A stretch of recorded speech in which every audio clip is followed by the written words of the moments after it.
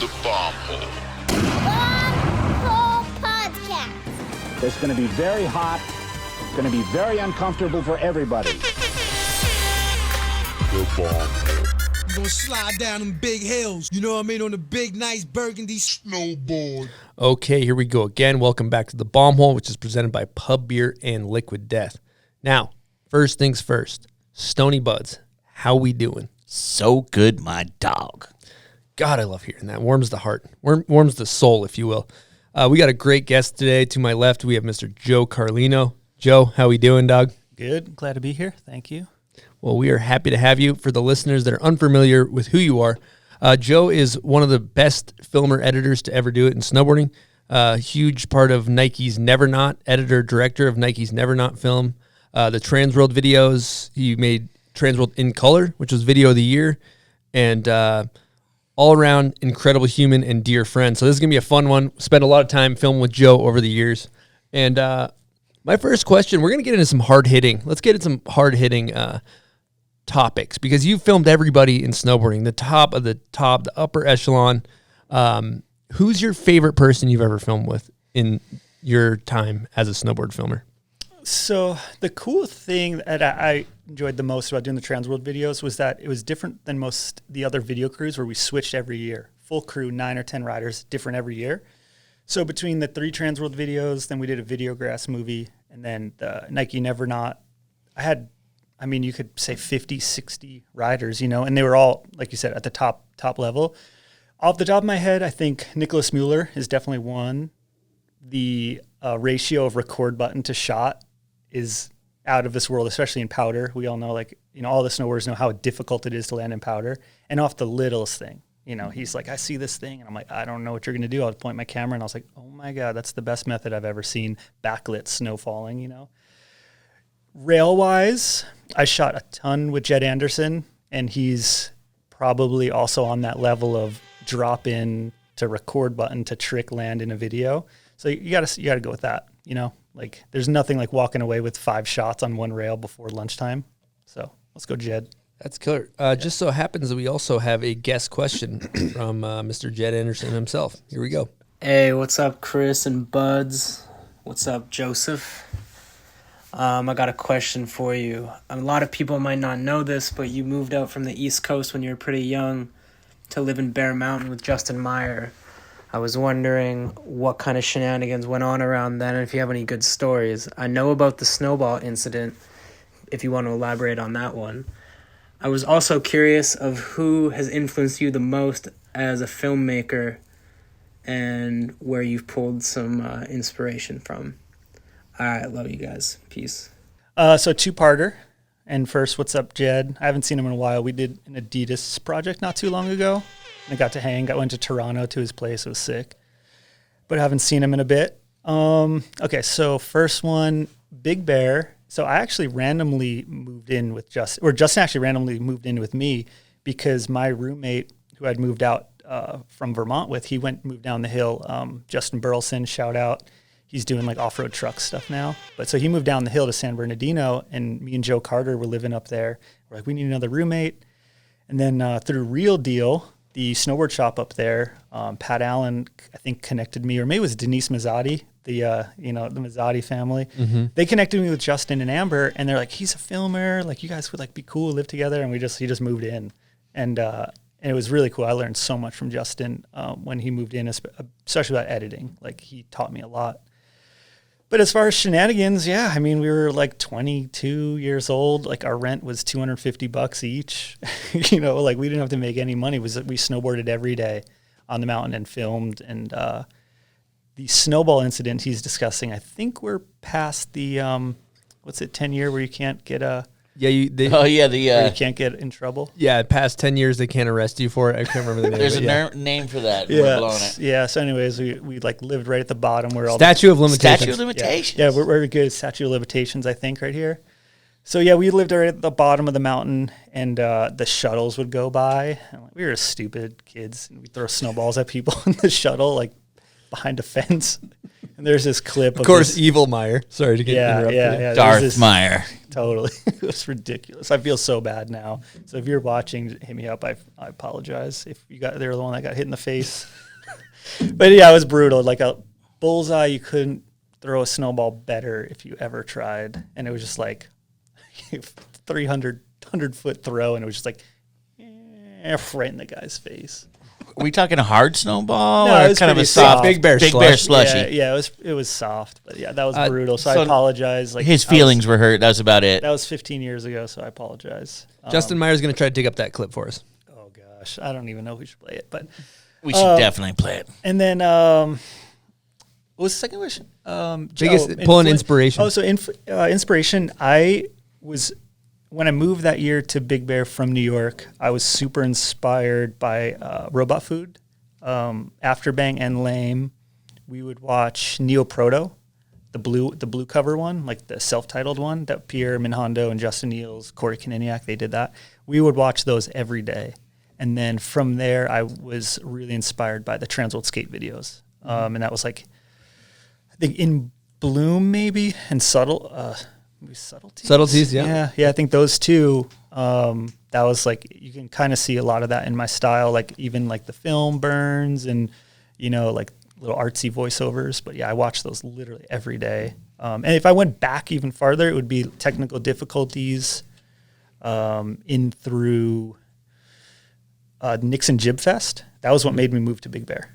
Watching Nix, even though it wasn't shot in Big Bear, I was like, growing up on the East Coast, I was like, oh my gosh, we could ride an entire run, and then Bear Mountain became the entire park. Like the whole mountain was a park, and I was like, you can do that every day in slush and not be ice cold. And so those were the movies that like inspired me for sure. 100%. That's killer. Well, I think we should back it up because you're at Big Bear right now. Let's back it up to exactly kind of how you got your foot in the door with filmmaking, filming, editing. I know you got an internship at a young age, and that was kind of out of character for a kid your age to kind of go on and be so successful at that time, right? Well, it was cool because my high school, I grew up in Westchester, New York, just outside of New York City on the border of Connecticut. It's actually not far from where you and like Scott Stevens and Beresford grew up. And in my high school, the last semester of high school, you did an internship. And funny story, I actually almost did at Zoo York. So these guys that I used to mountain bike with, they were good friends with the owner of Zoo York. So I went down there to the city, like did a interview with them, and they're like, cool, like you can be our intern, but this is what you're gonna do. And it was like packing boxes, sweeping, nothing that I wanted to do, and I wanted to do a video internship. So surprisingly that I like had the influence to not take that because it was so cool. Zoo York in 2001 was the sickest, So I found this random wedding video company that was maybe 20 minutes from my house, and they're like, yeah, you can come in and we'll teach you how to edit, we'll teach you everything. And so I took that, even though it was way more lame. So that internship, I did it. At the end of the internship, they ended up giving me a job that summer where I was editing these wedding videos, and I was the first one in their group to do it on a computer, and I was like super quick. So normally these older guys, they would be editing tape to tape in 2001, so it would take maybe 3 days to edit a wedding video. And he had this structure. It was like $800 to edit, X amount to shoot and all that. So I was like making $800 a video to edit. And I found this formula where I could do 2 a week. So I was making $1,600 a week after my internship. And making $6,000, like literally like after high school finished, I was making $6,000 a month that summer. So I started saving money and eventually moved out to Big Bear to chase, filming snowboarding. And then I know the way you got your job in Big Bear was pretty cool. I think it's important to hear because there's people that want to get a job like in a way they're in your shoes at that time, and what you did I think is fascinating. Yeah, and so that winter after high school, I shot a couple of things like around Vermont, actually with your boy Chris Acker. You remember Chris? Mm-hmm. So I met him and we got a couple of shots in 411, the openers. And I was like, oh, I'm in a video. I even shot something for 411 BMX. And I was like, okay, cool. I like kind of figuring it out, moved to California. And on my way out, my mom's like on the Big Bear website, and it's like looking for someone to film web videos. This is 2003, let's say at the time. And we're like, what's a web video? Literally, like, there was nobody was doing that besides the teasers on like a TransWorld or something. Mm-hmm. So I go there and I give Brad Farmer, shout out. He also used to do Arbor, that Brad Farmer. So he was the marketing guy at Bear, and go up there, give him a VHS tape with pretty much nothing I had filmed, and this is more recently, he told me that my tape was pretty horrible and it wasn't the best, but I was the only one who went up there every week and bothered him. And so he said he gave me the job because I was the only one who did that. The persistence wins. Yeah. Yeah. And that was something I did learn, and my mom always like pushed me on to, squeaky wheel gets the grease and all that kind of stuff. But yeah, I mean, I was up there in like mid-October. We had moved there, me and Joe Carter, and there was nothing to do. So like every week I was just kind of bugging him. It was like my in, and then yeah, from there that's how like Sundays in the Park started. It wasn't coined to Sunday in the Park until Justin Meyer did it 3 years later. But yeah, Brad would pay me $100 per video, and I would shoot one a week, and I'd make $400 a month, and we just snowboard every day and film. And that's also how I met like Johnny Miller, Chad Tarbell, Bradshaw, all those guys, because we needed people to film with, and so that was like my in. So were those videos on YouTube, or they were embedded on the site? So they were embedded on Bear Mountain's site only. Okay. And that was it. And then I can keep going, and that was like when I met Evan Lefevre, who, now brand manager with Adidas, and he was intern at TransWorld, and he was a snowboard instructor at Snow Summit. Like we just randomly met, and he's an intern, and then one day he's like, yeah, man, like we should put this on TransWorld. Like I'm an intern there. And I was like, I remember the first video that went on TransWorld. I was like, I'm on TransWorld. This is crazy. Like my video is there, no music rights, nothing. And so that was a really cool experience, especially like I told you, being inspired by TransWorld skate videos. Mm-hmm. I was like, I'm on the TransWorld website. And I found a video not too long ago, and the dimensions I export is actually, it was like 240 by 480. It's smaller than it was 4x3 back then. It was smaller than your iPhone. Mm-hmm. And that's what we used to watch on the Bear Mountain website. If anyone remembers that. That's the biggest they could go. Yeah. Because transferring footage and uploading was such a nightmare back Bandwidth, then. Yeah. It takes so long, huh? 2005, right? Mm-hmm. It's such an interesting time to think, because it's like, even as it evolved into YouTube, and there was kind of web videos, and then there's DVDs. And if you're in a snowboard DVD, you're in Standard, you're in MacDog, you're in one of these like these kind of bigger production companies. That was legitimate pro snowboarding, and web videos were kind of viewed as like a lesser than kind of get your foot in the door type of thing. But that was like the future, and I don't think you were kind of forward thinking. Did you have the foresight to realize that it was the future, or were you just kind of going with it? No, like we didn't know what we were doing. Brad just wanted to give people updates, what was happening at Bear real time, and inspire kids to come up and snowboard like Johnny and Chad and Bradshaw. That was literally it, and then it snowballed into, we made a DVD, and then we did a premiere. I think it was called The Park was the first DVD. And so we did a premiere at the Hot Dogs and Handrail. So it became like this cool thing. We tried to get a lot of people in it, like a lot of the locals, and we definitely had our crew back then. And like, I know we did, for sure, but we try to give people a shot. But it's also like, I had limited time too. Like I couldn't just film everybody. That's why we definitely stuck with our crew for sure. But Bradshaw and yeah, I mean, you go out with Johnny and you just do a lap, and it's like, that's almost a video, like, so, you have limited time to do this and edit, and like, wasn't that fast at editing at the time. So you have, 4 days to film, and we release on a certain day, and Justin, after 3 years, when he started doing Sunday in the Park, he really got a really good formula down. And I love that they started releasing them every Sunday, where when I was doing them, it was kind of like once a week, like we'll get it live. But yeah, it was really cool, and that helped me with quick editing. And actually, that goes back to the wedding video too. That was where I learned how to quick edit, and that's how, in editing, that's how you make your money, like doing it fast, because it's a set rate. You're not doing it by the hour. Mm-hmm. So makes sense. Well, speaking of Justin Meyer, we actually have another guest question from none other than Justin Meyer. Here we go. What's up, bomb haulers? Hey there, Joe Co. I wanted to ask you, maybe talk about Animatic and the movie we edited but never put out. I don't think we even hit export, but yeah, maybe go through that. And who was in your MySpace top 8? Later, buddy. Love you. What's up, Justin? I should give him a call. I was going to call him last night, but I was in and out of here, Salt Lake. But Animatic was, we called our video company when we lived together. You know, we were just filming Jibbin and Johnny and Chad and those guys. But a lot of that footage ended up going into the park. So Brad Farmer actually let us put Big Bear street rails in the park video because we were like, oh, it's like kind of the scene up here. We made like a DVD of the scene. So that was pretty sick.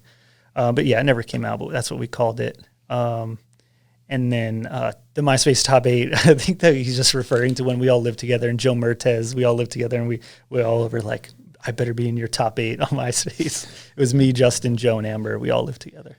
So yeah, classic. Dude, MySpace is making a comeback, I think. Yeah, that'd be sick. Really? I think so. Okay, well, I think we should kind of change gears here and talk about the TransWorld videos, because that was a huge deal at the time. You were kind of only known for making web videos. You hadn't made like a full feature film, and the TransWorld skate videos were held in such high regard. They were the top of the totem pole from skate videos, and you came in there and just knocked it out of the park. So my 2 initial questions would be for you is like, A, you know, what was it like dealing with the pressure of that and the stress? And then B, I think it's cool for people to know like how those videos work and how the video buy-ins work. I think a lot of the general, you know, public maybe doesn't know how you're bought into a snowboard video and stuff in the back end. I think that would be cool to talk about. So yeah, you can just go ahead on that. Yeah. So, you know, meeting Evan Lefevre, he ended up getting hired at TransWorld and was, he ran the website, and, you know, started meeting Cody Dresser, Annie Fast, and all of them. And so I kind of started getting in there with the crew. And then eventually they offered me a job, full-time video job, but it wasn't to do movies. It wasn't to do action videos. So at first I had to go to all the contests the first year. So I went to all the contests and I did quick turns. Like I shot the slope event, you know, I shot the half pipe, and I had to edit them that night and they would post them the next day because at the time there was no live, like at the US Open or something. So I did all those, and I kind of had to prove myself to Kurt Hoy, who was our boss at the time. And also that year I had to do a how-to DVD. And it was the first one of TransWorld called 20 Tricks. Mm-hmm. And so that was like my first movie. And at the time it was kind of told to me like, hey, this is like a test, you know, like, can you produce it? Can you meet the riders? Can you complete it on time? All of that. So I completed it. And then the next year I was able to, you know, come up with this plan to do These Days. And the twist on it from a normal Standard or Absinthe or Mac Dog video was that we were going to do web content. So we were going to be filming. So I was like, hey, we can make a DVD. We can get all this sweet content, and then we could put the parts out later. And nobody was doing that at the time. And then, yeah, got the green light to do it. And yeah, I mean, we all worked as hard as we could. You know, it was Corey Kaniniak and Gary Milton working on that as well. And, you know, we were all green. You know, we didn't know really what we were doing.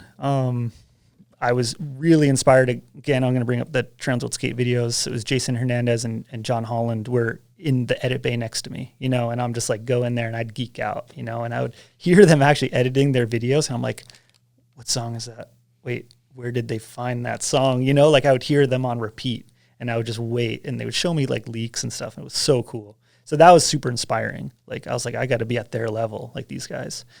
But that also put me in a spot where I tried too hard, I think, you know, and I took it way too serious. Like everything, you know, every song had to be the song, and we had to get the music right. If I don't get this song, I'm going to be depressed. And, you know, I was an emotional kid in my 20s anyways. So I put a lot of effort into it. And, you know, one day of just we were editing all night, and I went to to get food like 4 a.m. or 4 p.m. So like worked all day, slept during the daytime, and then woke up and walked into this deli and just fully walked through the door and face planted like in a movie. Smashed my chin here. And I woke up with the ambulance there, and I was just blood everywhere. I sweated through my clothes, and they were like, are you on drugs? Like, are you okay? Like, what's wrong? And I'm like, I don't know. And I passed out again.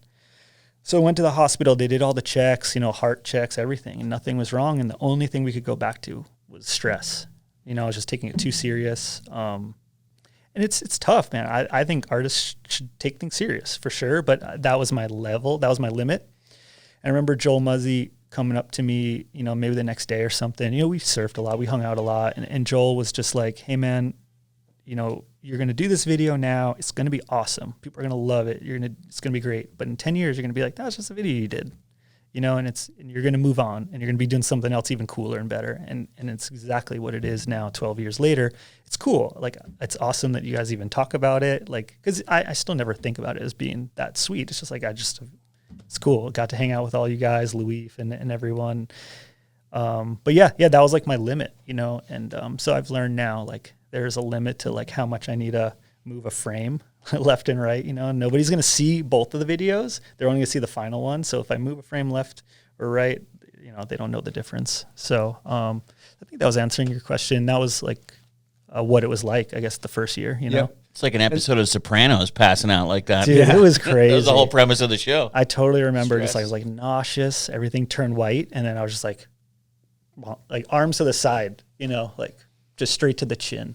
This guy's been up remapping clips for 4 hours trying to get that perfect. Exactly, dude. The sound just going through his head. I don't know if this one's it. I just don't know. We should talk about your impression of me. Is that really what I sound like? he uses that a lot too. Throughout the years. I mean, we can judge it with the I'm trying to keep it rolling. When you fall and get real, I feel like that's. Yeah, I'm good. I'm trying to keep it rolling. Let's try and keep it rolling here. that was pretty good. Really? I think it's uncanny, personally. What do you think when you hear it? It doesn't sound anything like what I hear in my ears. So, I forgot what podcast it was. You were talking about going to Alaska in the micro hotel. Yes, and you're like, I don't remember ever having a deal at the micro hotel, but you're like, yeah, I got this deal for you guys at the micro hotel. And I was just like, there was some deal. We went to Minnesota and you got us a deal in a hotel for Get Real year. And you knew somebody at Target, or you got some type of deal in Minneapolis. We got a deal in a hotel. Oh, it wasn't Alaska. Yeah, Minneapolis. Yeah, the Target and you're like, lady. Hey, I got you a deal through the Target guys on the hotel. You guys have such good memories. That's true. The Target lady, this girl was working for Target, and she hooked up. She was down with TransWorld, and like would do marketing with TransWorld and not expect anything. Like they furnished the entire TransWorld office, and then she would hook us up on film trips. If we went to Minnesota, you're right. She paid for that whole hotel. She would pay for it all. And then she would take us to sushi and stuff.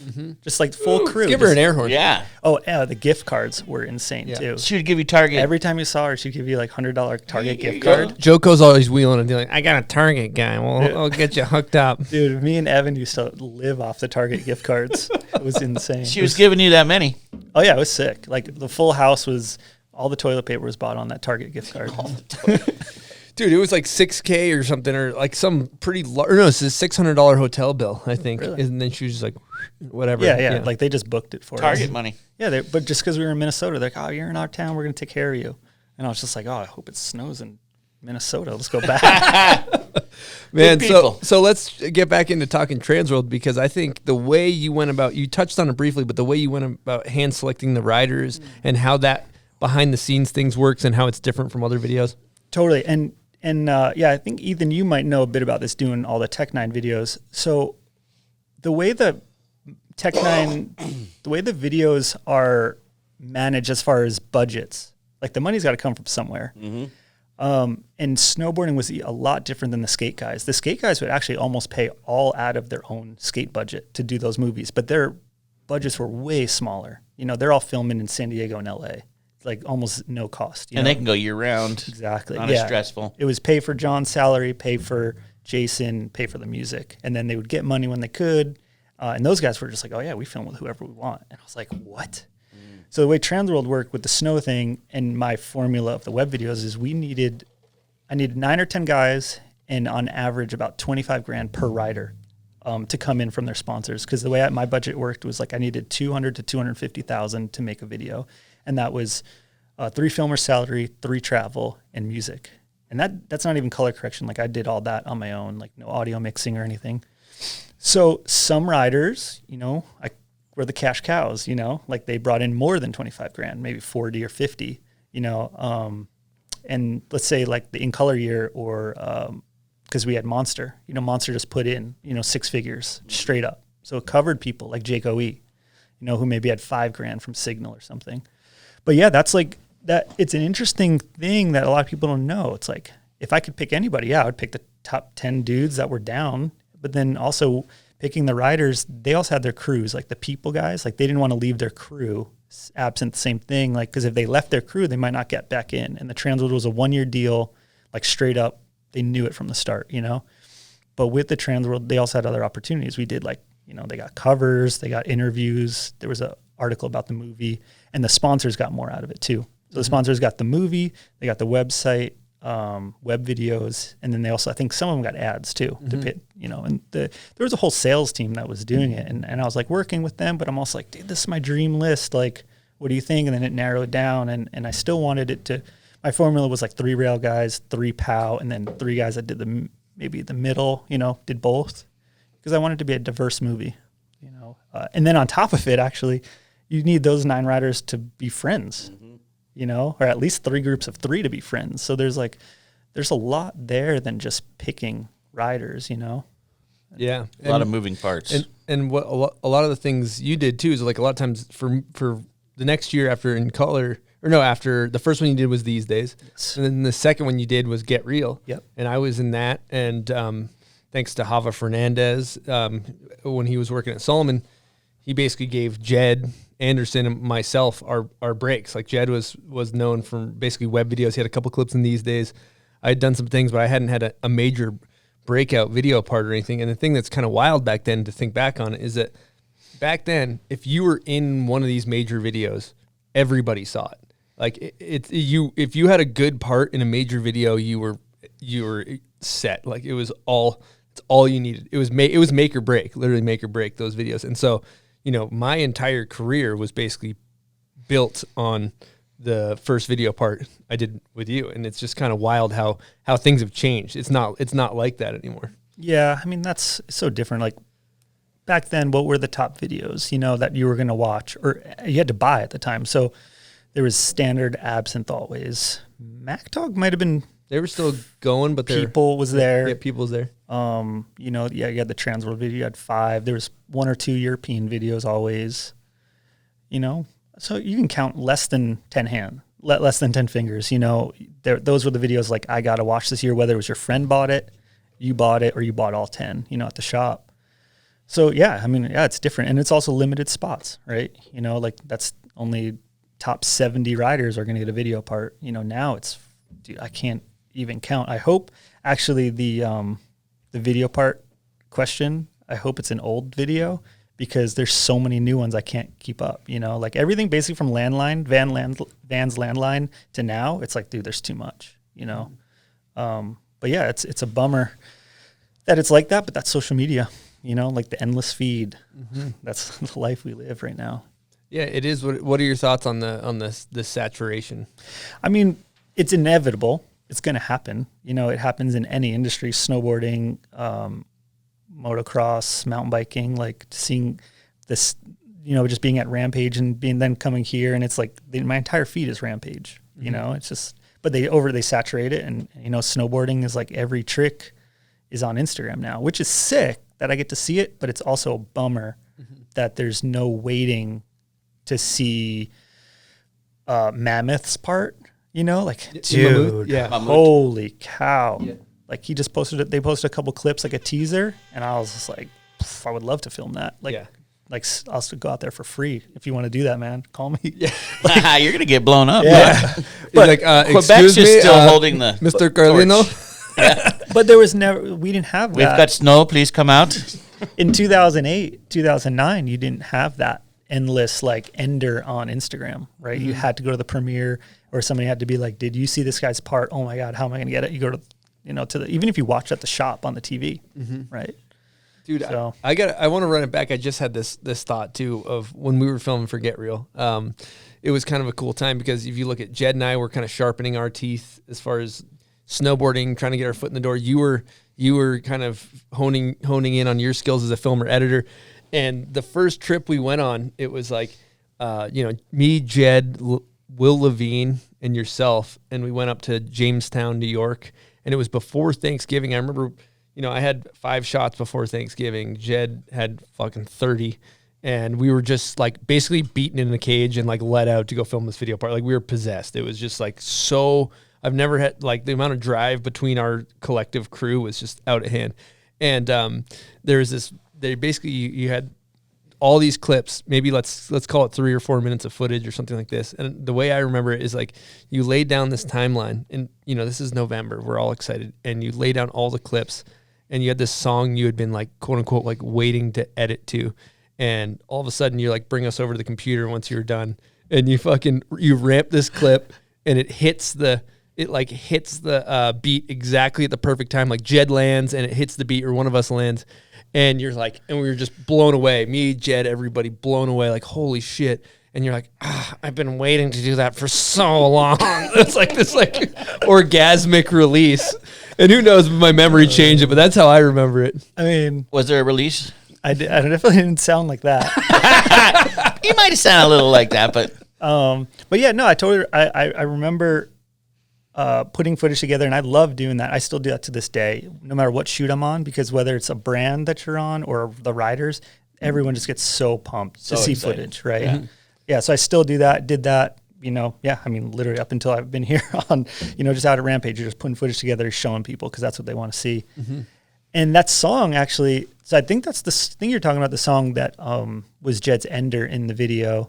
And yeah, he gave that to me. Shout. Yeah, I think it's Shout. And he gave that to me, and his buddy Graham found it on a record and was like, yeah, man, you should use this. And I was like, it was full like TransWorld Skate Ender. I mean, that actually influenced all of his songs are those dramatic ending songs. You know what I mean? Like the Mozzie Star one in Videograss.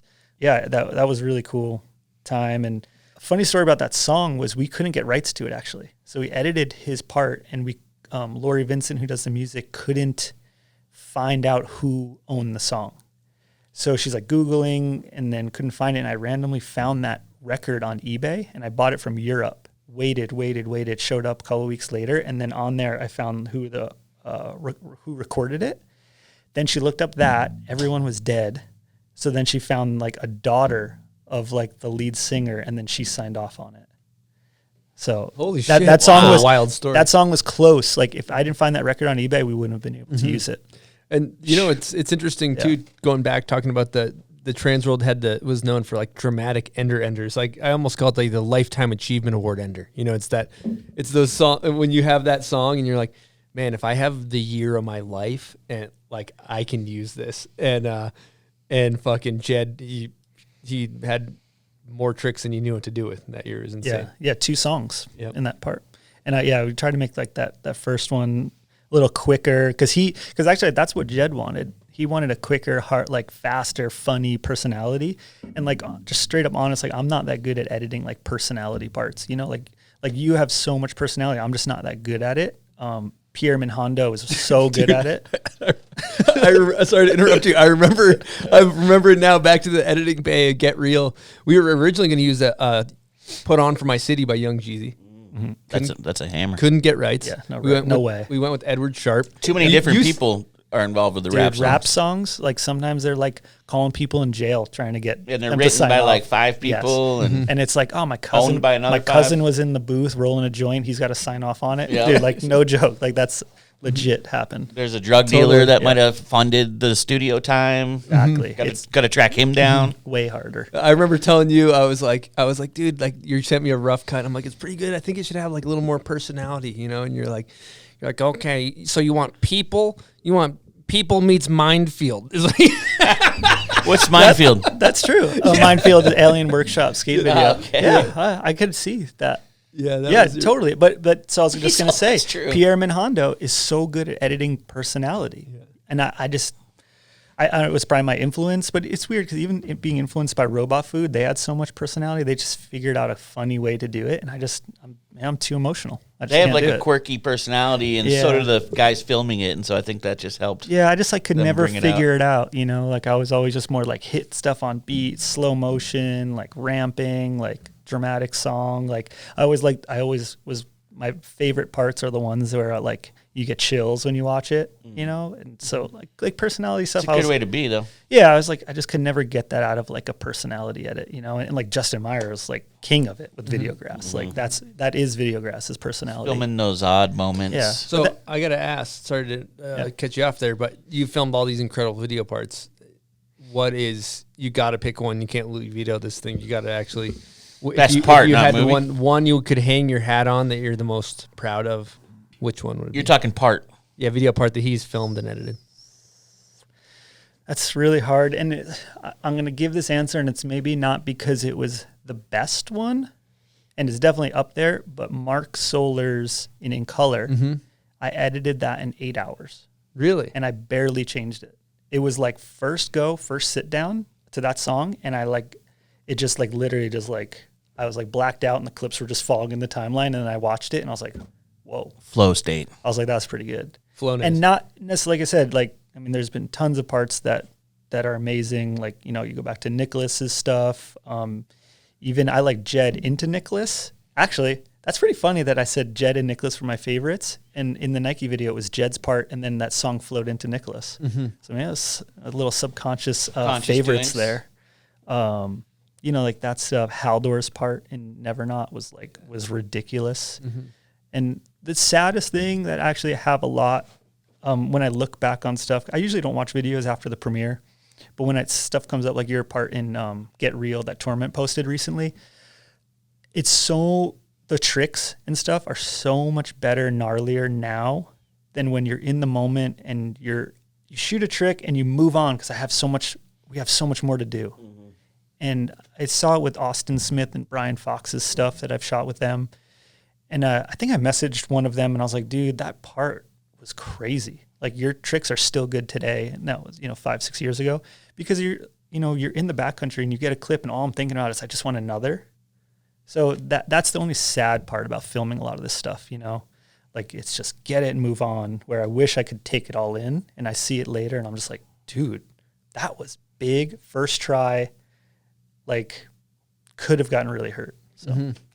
Yeah, I was going to say, going back to your favorite video part, if I was going to say what I think your Monet, what would you call that? Monet. Masterpiece? Yeah, masterpiece. I'm going to go Keegan Velika In Color. That one's kind of a fucking hitter. That was really good. Hayden Wrench did a lot of filming on that. Yeah. That was really sick. That song was really good. And his style was sick. Did you guys ever hear the story about the Red Ledge I went with him? I know it, but tell it again, because it's incredible. There's the Red Ledge in Quebec. Is it still around? It's actually gray. It's gray now. So the down flat, everything was moving that year. That was the TransWorld In Color year. Everything was going good. And I try and give any rider that we're working with whatever they need to be successful, right? And Keegan wanted to go get a trick on this Red Ledge. So we literally flew from California to Quebec, just me and him, and just drove straight to the Red Ledge just to get a trick on the Red Ledge.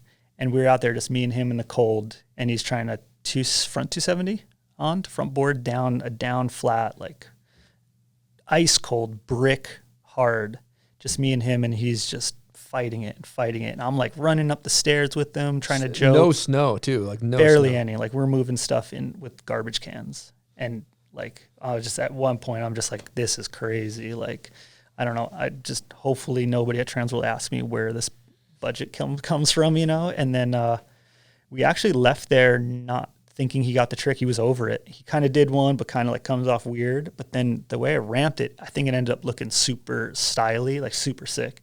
And it ended up going in. But we left there. So we flew in, got a hotel, went to the Red Ledge, and we might have even flown out that night.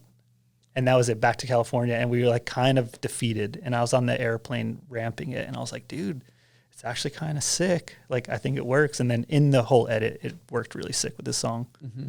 That's an incredible story. Flying from California to the Northeast, some dedication, Quebec, to get one clip and not even think you got it. And it wasn't cheap too. I you know bet. what I mean? Yeah, like back to Quebec. Montreal, then drove, and it was like, but yeah, I don't know. I even, with you and everybody, it's just, I always wanted everyone to have the opportunity. Like, if we needed a filmer, it's like, Gary, okay, this guy wants to go do this. Can you go? Like, you never want anyone to feel like they left something on the table, So as long as they had the opportunities, and same with everyone, Gary, Greg Wheeler, Hayden, like, we all did the movies together, as long as we all worked our hardest, you can't ask for anything more. And that's kind of after the whole, these days fainting thing. I was like, just work your hardest. And that's all we can ask for. And then at the end of the day, the video is what it is. We worked our hardest. We can't go back. Also, one other thing while we're on TransWorld too, we got to talk about Louif these days part. I mean, Louif was basically unknown before that. You know, to the people that really had their finger on the pulse, they knew Louif, but he came on the scene hot. And I know that was your first video. He was kind of your first pick of who to film, one of them. And I just want you to kind of lean into that. Totally. Well, to be honest, like he wasn't actually necessarily my first pick. Hava really pushed me on him. And I remember seeing the bandwagon video. And it's like, yeah, that's sick. You know, like it's really cool, but nobody knew anything about this Louif guy, you know, barely spoke English. So me and Dirks went to Quebec. I think that was the first trip of the year, maybe. We flew out there and met Louif and went to his house, met him and his now wife. And we're just like sitting there, like they barely speak. We're eating breakfast. And then we go to the ledge that he did the back 270 pullback on, or the rail. The rail, yeah. That was the first thing we filmed with Louif, first spot in Quebec that year. And that was an unseen trick at that time.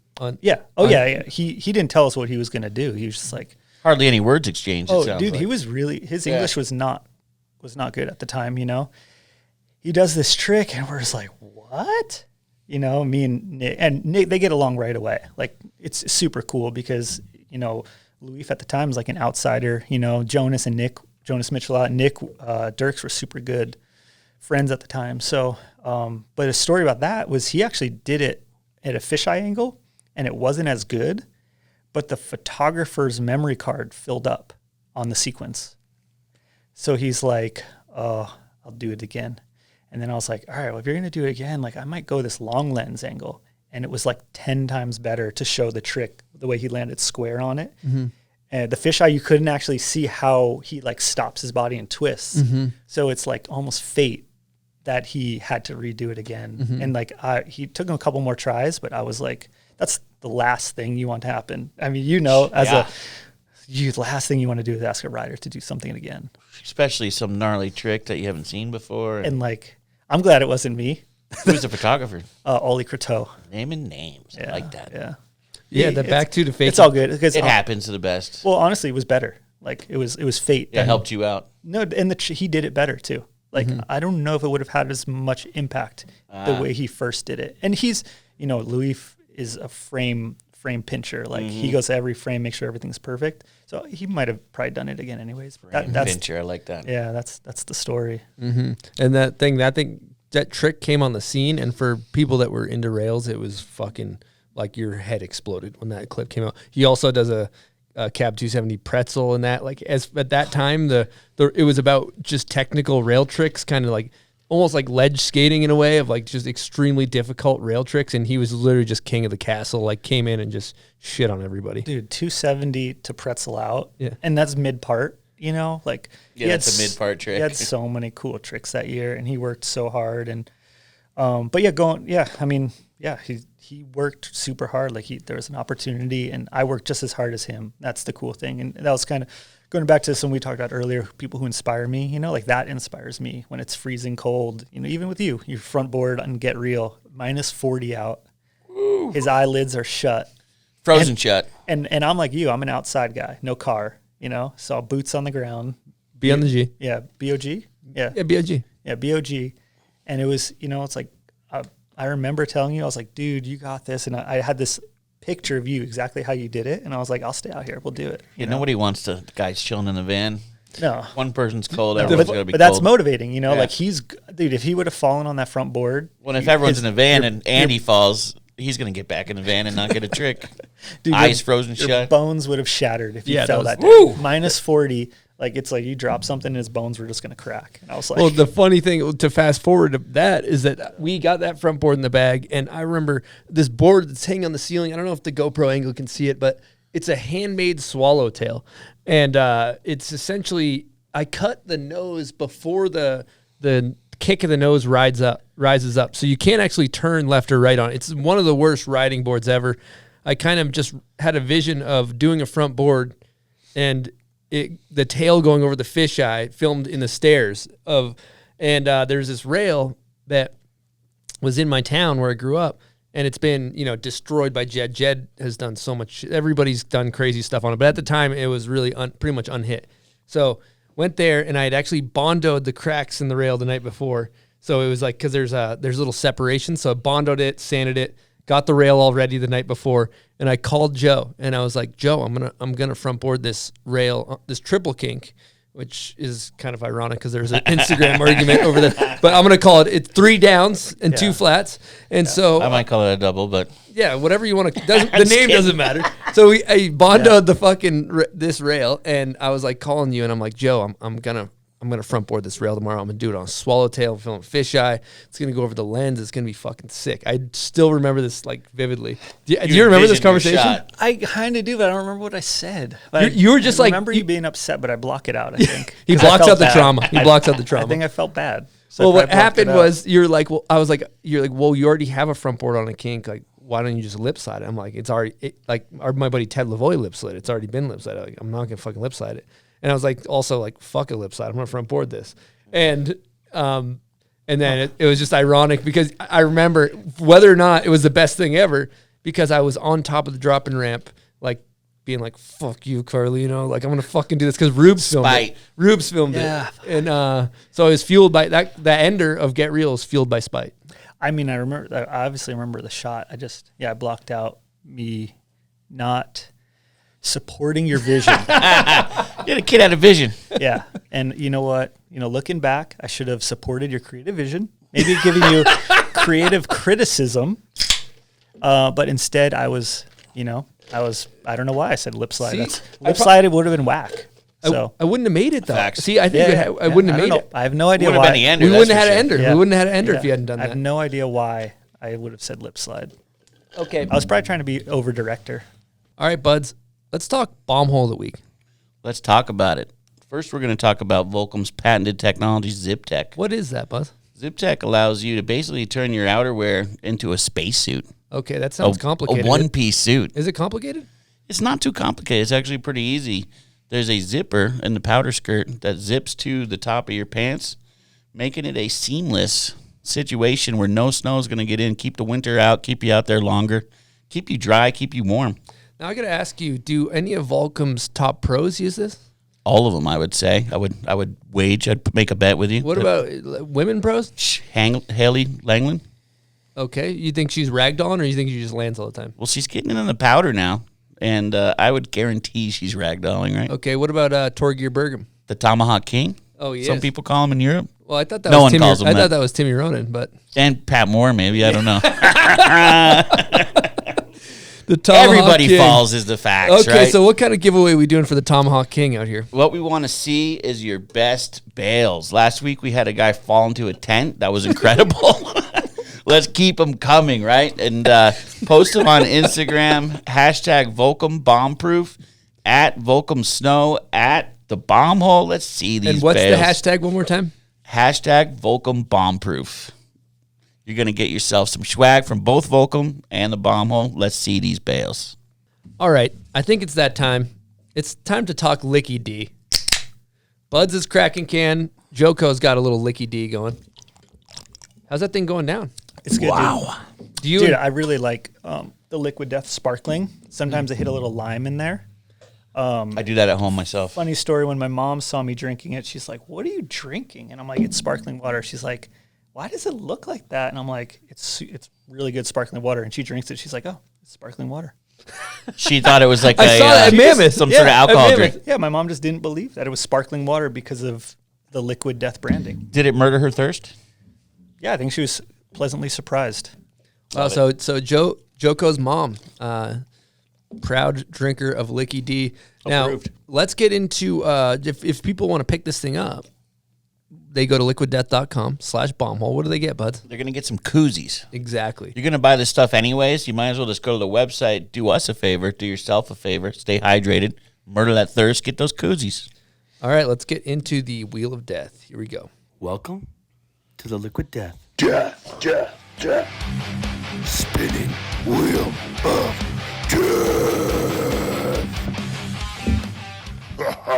So I think this is the section I'm the most worried about. This one? Yeah. Make sure you give it a solid spin. Yeah, I know. Some of them are like weak spins. Yeah.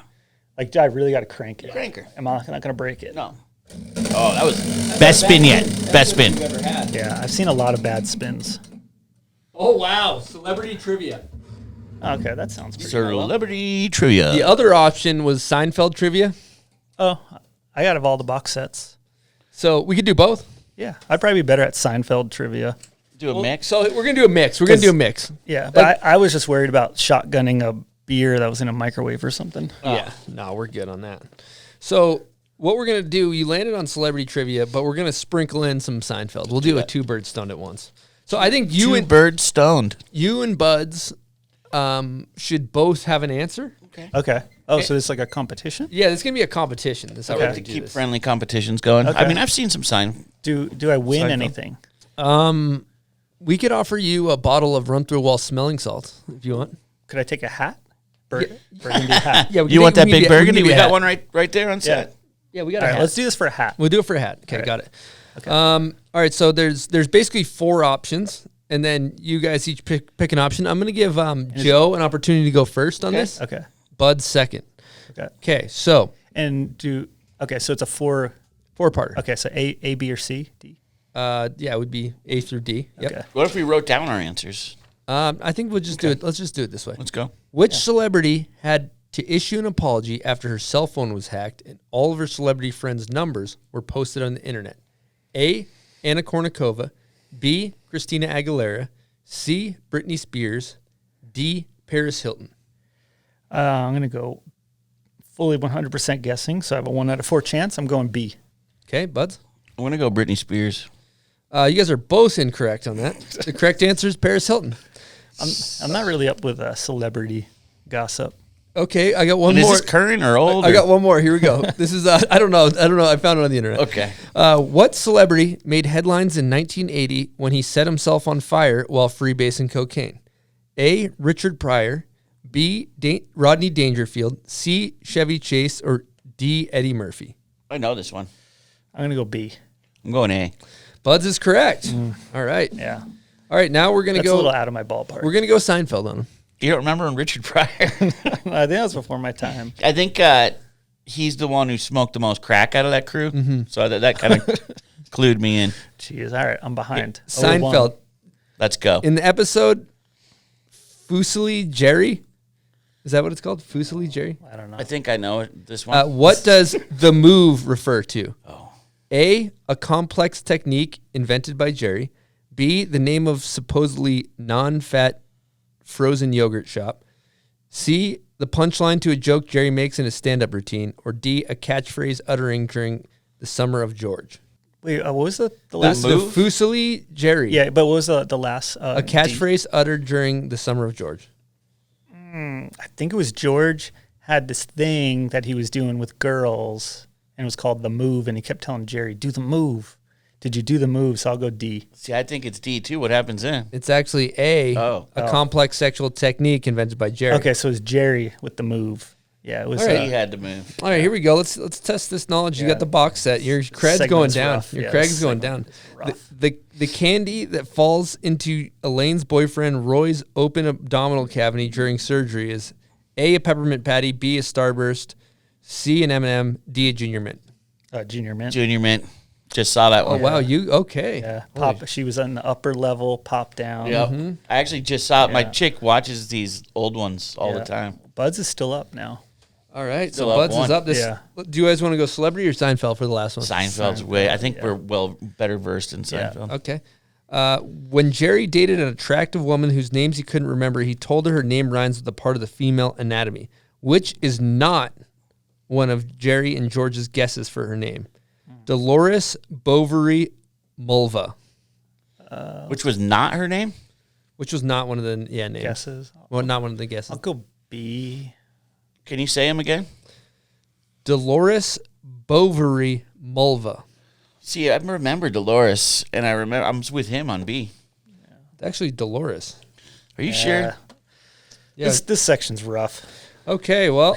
Pretzels are making me thirsty. All right. Well, looks like you guys didn't do that great.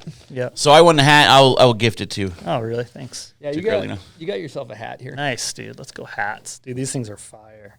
We're going to ask you a Patreon question, but first we want to say thank you for all our Patreon Give him an air horn. support. Yeah, we're going to throw an air horn at our Patreon members. We could not do this without you, and we're so stoked to have you guys as part of our community. This is from Piss Pigeon. Oh, he's a regular with a guest He's question. a reg. As someone who is familiar with having a camera in their hands, I know that we filmers all have that one most memorable clip. Which one is yours and why? So Piss Pigeon is a filmer. We know that, but we don't know who he is. Nope. Also a Patreon member. Patreon member? Member of the Bomb Squad. Dude, I think that Patreon stuff's sick. Allows you guys to do a lot. Patreon does a lot of cool projects, you know, being a part of that. Most memorable clip. Let me see. Okay.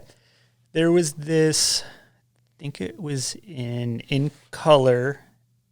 Oh, no, maybe it was in Get Real. Devin Walsh did the switchback 5 off the cliff. Do you remember that? Was that in Get Real? But the story. Oh, is the diesel drop? Yeah, the one in diesel drop. That was in color, I think. Yeah, so the reason why it's the most memorable clip, because I'd never met those guys before, and we were out filming with our crew, and Anthony Vitale, who was the DC filmer at the time, they were setting up for this crazy drop, and it was like off this cliff, kind of side court, straight cliff down, and then into a little pocket, and then Devin's up there, is like patting it down, and we just drive by, and I was like, Anthony, like, do you need another angle, you know? And I just set up another angle, just super random. And I think it was in Get Real, maybe. Yeah, you might be right. But that basically, so I filmed that, and then that got me the in with Devin and Ika, who ended up being in color, and just never meeting them. But I remember standing up there, and it was so big. It was about 50 foot straight down, and he only had to go maybe 20 feet out, but it was, you know, precision transition landing, like switchback 5, and it was a cover of TransWorld 2. Scott Surface shot a vertical, like the multi-sequence. I remember the photo. Dude, I remember like it was freezing cold, and I remember my palms just sweating. Like mom spaghetti situation. Just, yeah, like, I mean, one, because, yeah, it's Devin Walsh. Devin. 2 is like, this could go really good or really bad, and we were deep out there in the Rutherford snowmobile zone. So that's, you know, I mean, there's tons of memorable clips. That one just comes off the top of my head. There's the funny one that you guys always bug me about is Jed Anderson when we were getting kicked out in the beginning of his Get Real part. Oh my God, yeah, we got to talk about that. The beginning of the Get Real part, we were at this rail in upstate New York, and it was that first trip that we were still talking about, and this cop kicks us out, and Jed been trying this trick over and over, and I just was filming the cop like all the skate guys do, and then I like run over, and I'm just like, keep the camera rolling from when the cop kicks us out, and then Jed lands it next try in the whole clip. So that one's pretty memorable. That That's was like, awesome. You had already gotten kicked out by the cop. well, yeah, and he was like, That all right, one last go. one more go, and then Jed jumps on. It was like half cab 50-50 This is to it? back 3. We got it right here. Let's cue it up. All right.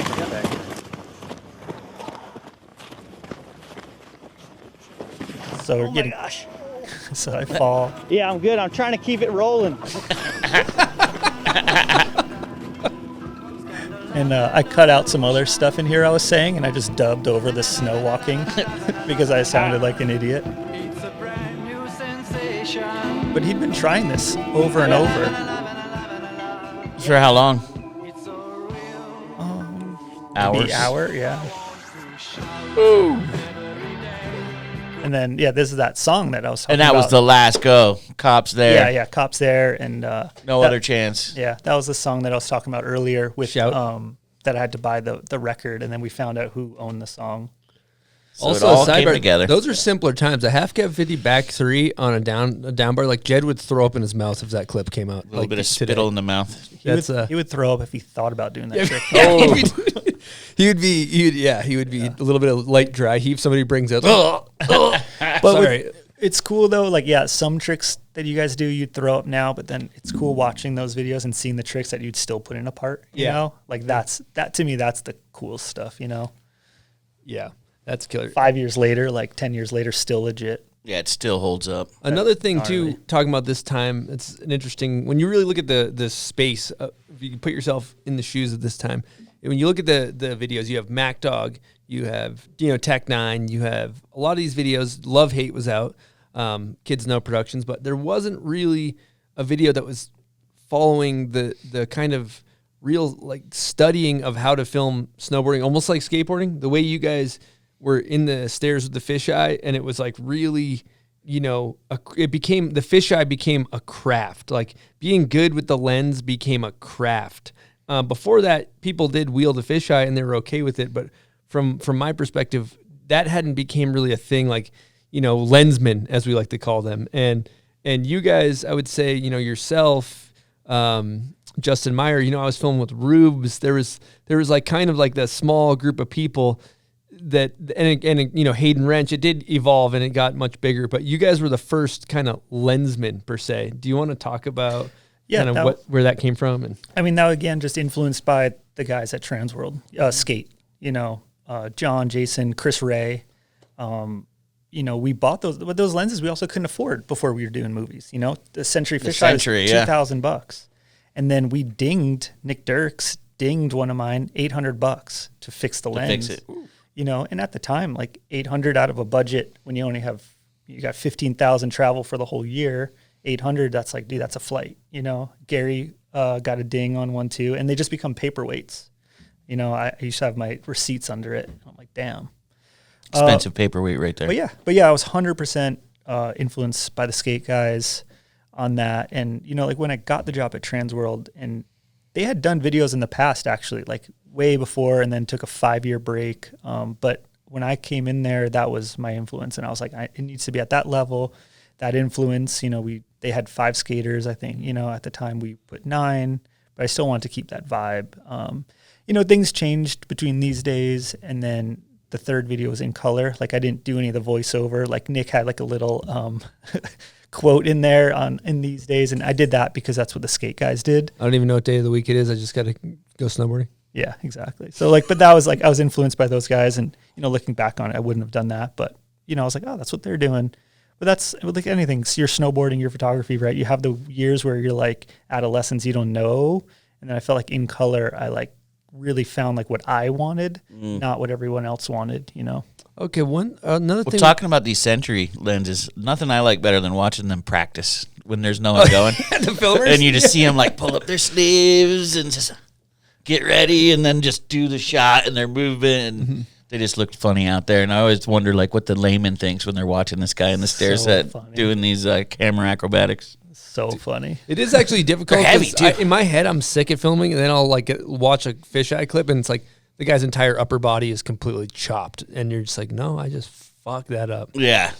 There's a commitment level. There's a commitment level of like your head being near the board as it's hanging over the rail, you know, like your triple kink board slide on that thing, you know, you went right over Rubes' lens, full commitment being under it. Could have sliced his dome. Yeah, I mean, if you guys, you know, don't see it, the board is like knife sharp. Yeah, it looks on like the a tail. dagger up there. 2 daggers on the tail and then a dagger on the nose, and then you still have the edges. You know, like filmers, they get hit in the head with the board. And your camera with that lens on is heavy, and you're gonna commit to like 100 tries there. Yeah, but that's what's cool too about filming with people, with the riders, and when you have that connection, you know. And I'm like, I'm going in here, you know, I know they're gonna go over me, so it's cool when you can commit and like connect like that. Trust, you know? the rider. Yeah, the rider can trust what I'm gonna do. I trust what they're gonna do. They go over my head, and then you're just like, oh yeah, that's the shot. Dude, you know what's interesting though? There is such a rider, filmer, even photographer chemistry. Like I've had some filmers I've worked with over the years, and worked with is a shitty term, but just went out with, and it's like for whatever reason, every time I go with them, I just like can't get a good clip. Like I've it's seen almost you like, do that, and then like, but with like Buds or you know like Carlino or you know certain people like Meyer. Always had it's almost like you're like a good relationship with a filmer almost feels like a good luck charm for a rider sometimes. It's kind of wild. Yeah, you got to know when to talk sometimes and when not to talk, and when to give them some get them excited and when not to get them. You know, it's just have to know. Totally. Some guys don't know. You're part therapist, part team manager, part homie, you know, and that I tell kids that all the time. Like part of the job is being a good filmer. Part of the job is having good equipment and being on time and communicative. But part of the job is just being cool and people wanting to go on a 10-hour flight with you and then wanting to drive around in a car with you for 15 hours. Like that's the worst thing. If somebody's on the trip and you're just driving around looking for spots and you're just so annoyed by this person. Yeah, you don't want to spend another minute with them. You know, like, yeah, we've had some good trips. Me and Eastone, you know, we went to Russia, which was pretty crazy. Murmansk. We went above the Arctic Circle on our jib trip. But like you're just sitting in the car together with people, and if you're not having fun, it's not really worth doing. We had that paid van driver too. That was That first was for that. Crazy. Drive us around to look at jibs like a chauffeur. It was because nice. we were filming with Sage Kotzenberg for his project, and Nike had a connection in Russia, so they connected us with a driver in this like pimp black Sprinter van, and the guy would just drive us around. But he was so particular. We'd get in and out with snowboards and stuff, and Zach Hale's like putting his board on the car, scratching it, and the guy was just freaking out. He'd come out and dust up the ding, like wash it, try to clean it, and Zach's just throwing his board around. I felt bad. Like I told the guy, I was like, hey, if there's any damages, like, well, I'll pay for it, because I tell Chris I like to return things as better than when they were borrowed, and we're just destroying this guy's van. And there's nothing you can do on a rail trip. Like, it's salty, sandy. We're going in and out, shovels. And the guy's like, wait, give me the shovels. And I'm just like, dude, we got to go. And he's like trying to organize it in this perfect Sprinter we're van. always in a hurry. I felt bad. I just wish we would have rented a car. Yeah. It's nice having a driver, though. There's TVs in there. We could watch videos, get hyped. That was pimp. All right, we got to take a quick break to talk to you guys about Manscaped. They are a supporter of the show. They have the Lawnmower 4.0. They also got some body wash that we've been hitting like crazy. I keep it in the shower. We keep it in the sink here. They also have some ball wipes that I know that Carlino just used on his face. Yeah, I just hit the ball wipe on my face. How was it? I actually used it on my balls this morning. Okay, But does it work? Hopefully it wasn't the same one. For clarity, there's individual wrapped Which wipes. is nice, right? Yeah, I just need a little refresh. They weren't pre-wiped. Yeah, it wasn't the same wipe. It didn't go from my balls to your face. Individual wipes, refresh, had a good scent. I feel refreshed for part 2 of this podcast. Well, I also know that you use a Manscaped lawnmower, right? Correct. I've purchased one. How is the experience with that thing? So I was coming off previously a corded buzzer, head, body, keep everything trimmed. Oh, with a cord on it. Yeah, with a corded, like plug-in. Yeah. And this one's game changer. It's USB-C, and it's just mobile, and actually just throw it in my bag when I travel. Travel with it. It's easy to travel. If you're gone for a month, and I want to shave my head or something, boom, you're good. So you go bush and head. Yeah, full body. Full body. Buzz, Okay, yeah. well. You should try the weed whacker out, too, for the nose and the ears. Yeah, I might use that Bombhole code if you guys could hook me up. Yeah, if you use promo code BOMBHOLE when you go to manscaped.com, you'll save how much? I don't know how much. What's 20%. It's 20%. That's it's a huge discount. Actually, the holidays coming up. Let's do this. Yeah, when I actually got my Manscaped, I actually threw in the it was like a scissors, tweezers, nail trimmer little pack, and I just keep that in my bag too. It's pretty, dude. It's a pretty good deal. I think out the door I was like under $100 for both. It's got a light on it too. Yeah, yeah. All right. With that being said, I think we should transition into name that video part. Here we go.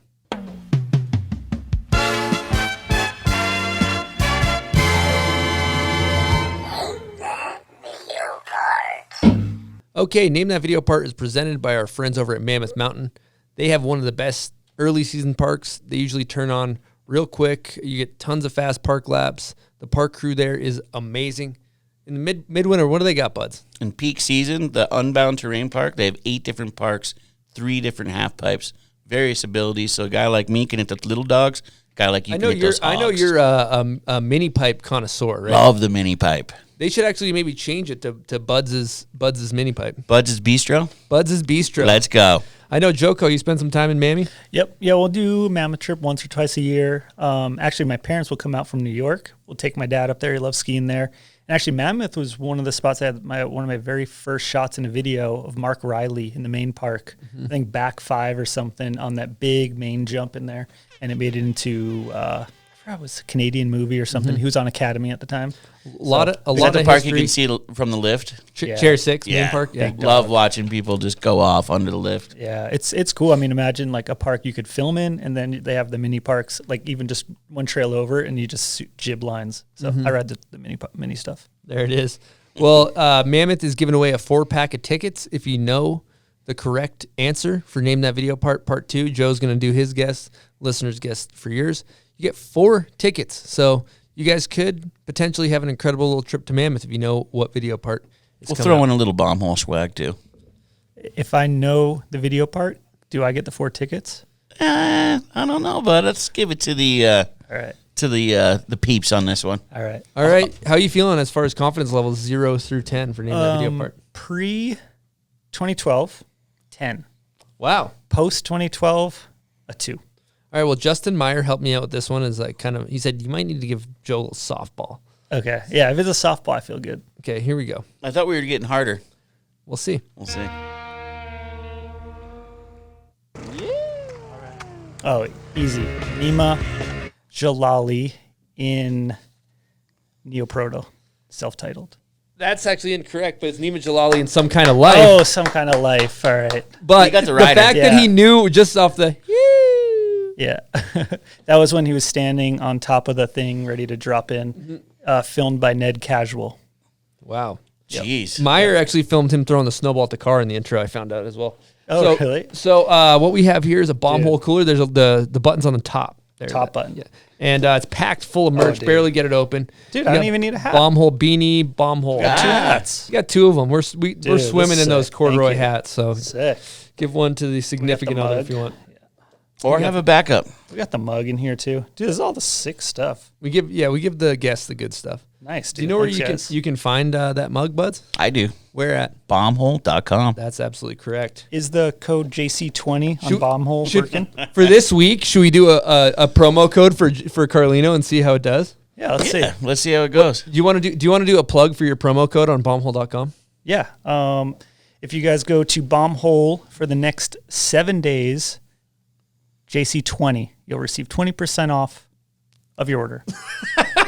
This guy's pretty good. go. He's pretty good. We have to bring him on for some of these reads. Yeah. Yeah. Joe Carlino brought to you by the Bombhole Joe Carlino promo code JC20. 20% off. All right, and for part 2, if you guys know what this is, you have a chance to win a 4-pack of tickets, some Bombhole swag, and what you're going to want to do is comment on Instagram on the photo of Joe Carlino, the thumbnail photo. That's where we pick our winner, and if you know it, comment on there for a chance to win. Here we go.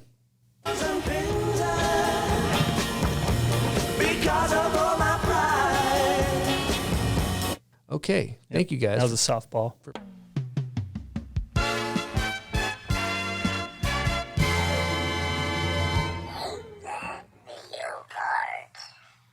So yeah, I think this week's is, and I think it was the shot where he's doing, and then he hits at the end. Even the song repeats, but I think if you watched it, I think that's that actual verse. I think we should maybe pivot into a topic that is fascinating. You did the Nike video, Nike Never Not, and that, from what I understand, is probably one of the biggest snowboard videos ever made, budget-wise, and it seemed like it was just a whole nother caliber. Snowboard videos are down here, and then the Nike video was just on this other playing field. And I know you had a huge part to do with that. First of all, what was the budget for that movie? Okay, so just give you the number, and then we can work backwards. So when we actually did the movie, they spent $1.2 million from start to finish. Now, you want me to dive into what that is? How and where it went? Okay, so, I mean, even a little farther back, the year before was supposed to be the video, and it was myself. When they asked me to do the movie, it was myself, Brad Kramer, and Justin Hosnick. So they asked me, that was when I was doing Videograph stuff, and I was like, okay, I can't turn this down. You know, like, it was good pay for sure. I think at first they offered like 70 grand or something, you know, which as a filmer, that's really good, especially in 2015, right? I believe 2014. I was like, yeah, 70 grand, shit, to make a movie and work for Nike. I was like, I'm in. We filmed for a month or two. And at this point, Kramer's on board, Hosnick's on board. And in January, they're like, go back to Portland, have a meeting with Brian Craighill, who was running Nike SB at the time. And he's like, hey, we're not going to do the movie this year. And I'm like, I just like heart sank. He's like, don't worry, you're going to get paid. Everyone's going to get paid.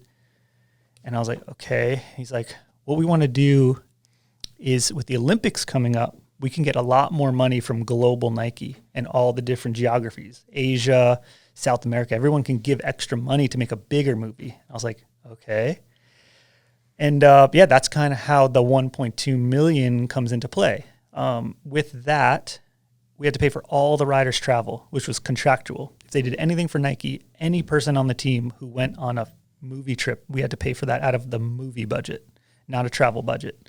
So that adds up a lot. Java Fernandez at the time was the marketing, and he did online stuff for Nike. So he spent a ton on pushing that. And then the premieres, and there were global premieres that happened at the same time, same day, Hollywood, and then in Europe. So there's a lot of money that goes involved in it. It's like, I didn't get rich on it. You know what I mean? Like, nobody got rich. It was just so many line items, you know? I mean, music alone, probably close to 100,000 for 1 year of rights, which is ridiculous, because everything leading up to that, you know, TransWorld was 30,000 was our budget, you know. So, you know, there was that Rolling Stones song in Nicholas's part that we talked about earlier, from Jed into Nicholas, and that was like 12 grand for 1 year. And what else did we have? Black Rob, like, whoa, Justin Benny, that one sticks out to me. Yeah, that one was actually pretty easy. That one cleared easy. Credit song, we used John Lennon, which was cool. And I mean, can't be cheap. Yeah, it can't be cheap. Yoko Ono signed off on that herself, which was pretty cool. And that's actually cleared in 2 weeks. Yoko Ono signed it, and she was down. That's cool. One of the biggest headaches was Gigi's part, and it ended up being a song, which sucks, that was Arto's song in a skate video. But what happened was, we were trying to get Metallica, and we had a Fade to Black. We had it edited. It was so sick. Metallica just wasn't down. You know, they were partnering with Vans a little bit at the time, and Pat Moore, you know, they did like a Metallica shoe or boot or something. They just weren't down, no matter what we threw at them. I think 20, maybe 25 was just like, give us the song. You know, Fade to Black would end the movie, you know. And it sucks. Like, a couple years later, Niger used it in like a DC part, and I'm pretty sure the same person cleared it, but just Metallica was just down for DC for some reason instead of Nike. No way. That was a bummer. You know, and we got Gigi's song cleared, and then we totally figured out that it was Arto's, but there was no going back. Like, the amount of people that internally, like, I had to like the song, Gigi had to be okay with it, Dangler was editing too, he had to be cool with it, and then you had to run it up the chain at Nike, and it was just like, once it's cleared, like, there's not enough time, you know. And then if you find another song, then get rights to it. So that's like the one bummer, that, you know, not everyone cares and knows that the song was used, but I don't, it was like malicious, you know. It wasn't like watching Arto's part and I was like, oh, let's use it in Gigi's. It was full, like, I heard, sorry to interrupt, but I heard a lot of people were like flying around first class and stuff.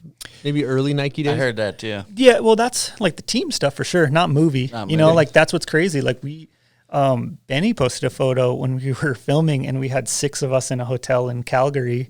And the same week, it was all the team was in a do tour, and they had $100,000 house that was, they're spending 10 grand a night.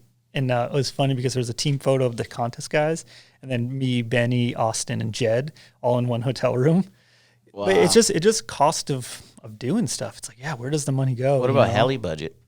Oh, we dropped in. Be a chunk. Yeah, we dropped in on Alaska. I think we spent $100,000 in 1 month in Alaska on just the heli, and we rented 3 apartments there. We had 2 crews, so that was 150 grand probably. Yeah, that's a big chunk. You know what I mean? In a month. Yeah.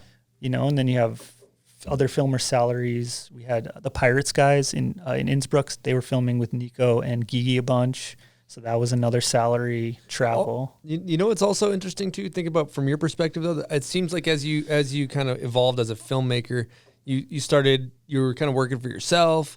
Then maybe within Color, you're managing a couple of people, and then probably with Nike, you probably had more people under you.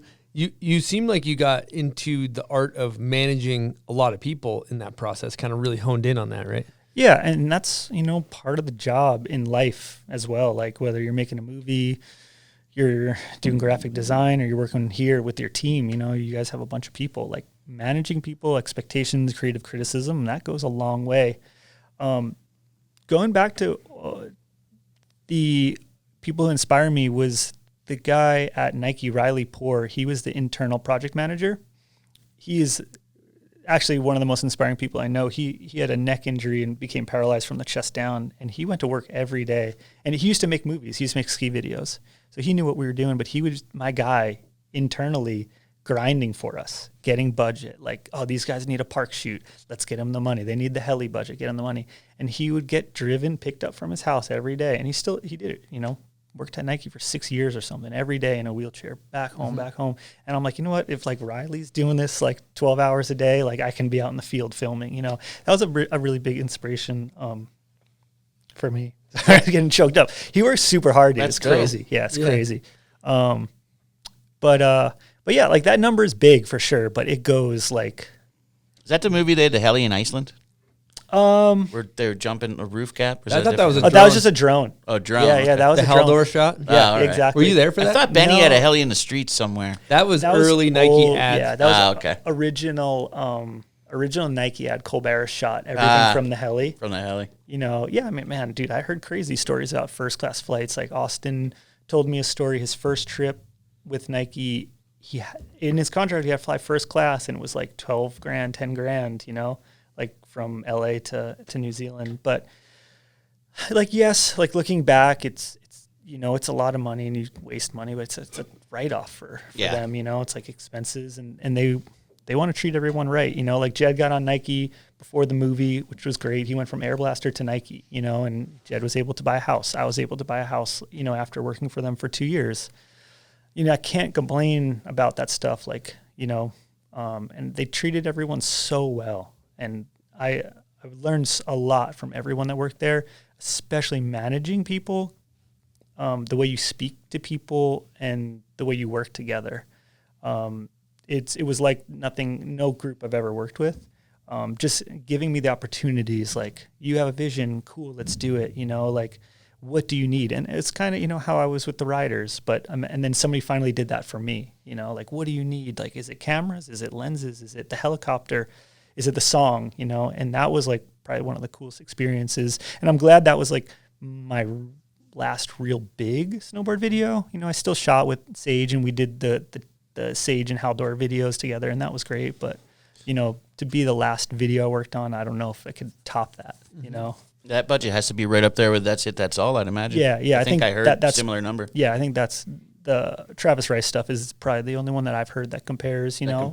I've heard Vans spend a ton of money, but like I said, we had that line item of paying for everyone's travel. Mm-hmm. So yeah, if you have a park shoot with 5 riders and you're we all went to Whistler, you know, sending guys from Europe to Whistler, you know, like you're probably at the end of the day spending $30,000 for one shoot on travel, you know, and then we had to pay for the park to be built. We had to pay for the heli we shot out of. You know, it's just like adds up. It adds up. It's just different than going on a rail trip. Yeah. Well, I want to run it back to a thing I'm personally interested in. When going back to managing people, what particular things, you know, I know they offered you resources, but what particular things did they teach you about managing humans? Like, what's your takeaway? I don't know if there's like, you know, a saying or anything I could pinpoint. I think it was just the way the creative criticism and the motivation came to me. Like, for example, say I use a song that I liked and the writer liked, but then, you know, there's this other stakeholder in the office that doesn't like it. Yes, they shouldn't really be picking on it because they weren't even there, you know, like but the way they would say it to me, I was like, I get it. I understand maybe this song doesn't flow for you and you're not interested in this band, but just the way they would say it, I would accept it a lot more than like, that song sucks, or change the song. It was in a way that's like, I see your vision and I see where you're going with this, but, you know, it's not really working in my mind. Maybe that's a bad example, but like for the big picture, sure, it's not working. You know, I mean, that's the hardest about music is so hard, you know, and you're not going to please everybody with never going to please anyone. And that's what's so difficult about it. But the way they would bring it up to me was like almost motivating. Like, I could find something better. And a lot of times I did. I didn't settle on it, you know, or maybe they were pushing me. Maybe that was it. Maybe it was too obvious. I stopped on an obvious choice maybe. And that's the way they were doing.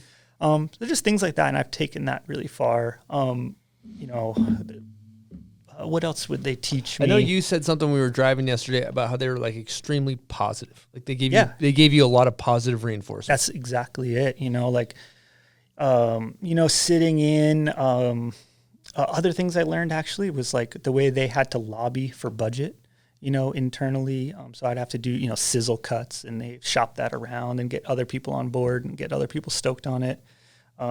It's, you know, a lot of this big brand stuff becomes a game, you know, a little bit internally, you know, Red Bull stuff, is tough sometimes. There's tons of stakeholders. You have the one producer, and then the producer has to answer to his 5 bosses, and you're trying to make everyone happy. So I think all that Nike stuff really prepped me for working for bigger brands now outside of snowboarding, whether it be home and garden, commercial or music video or fashion or something. I'm so much more open to feedback, and I don't take it as like a spite on me. You don't take it personal, right? Exactly. And that's kind of it. It's just like, it's not a personal thing that I did something bad. It's just like, this isn't working. Let's try and make it better. Do you run into people that just want to leave their mark on the video, so they're trying to make changes? Unfortunately, that does happen for sure. And sometimes I see that in a person, in a project that nobody's talking about. You have one contact, and then all of a sudden you hear there's 5 other people who give ideas, and which is sometimes flattering because maybe it means that the project is getting better and people want to be a part of it, where at first they didn't think anything of it. So I do see that, and it's just part of the game. It's fine now. Like all the things that I've learned over the years, from going back to these days and caring super hard, like now I have to use music that's royalty free. And it's just like, you got what you got. Like you guys can make a beat, like a beat with your hands, probably that's better than some stuff I use, If you ever want to hit us up, I mean, Bud's is pretty good. Yeah, he also does like Rastafari, like kind of reggaeton stuff. Totally. So, ever need a song, a track? We got the recording studio here. We can record it in the booth. We can send you some stuff. Yeah. So I mean, I've definitely been through the ringer of the cool songs, and that's another cool thing about the Nike video, using those songs like Rolling Stones, John Lennon, all that stuff. David Bowie in the past. David Bowie was super cool. He would sign off on all of the songs we used for TransWorld. Yeah. That's heavy. Yeah, he owns everything. So he owns his own estate. That's sick. He signs it. So one thing to change gears too, kind of along the lines of what we're talking about, but when I look at where you've come from these days, snowboard specific projects, things like that, now you seem to have structured yourself where you just mentioned you work for Home and Garden. You do videos like of a guy building a fence or something like that, but you still do snowboarding. Can you kind of explain like how those two passions collide, or maybe one's more of a job, or how you've evolved in your filmmaking? Yeah, I mean, dude, like straight up doing stuff outside of snowboarding, it pays a lot better.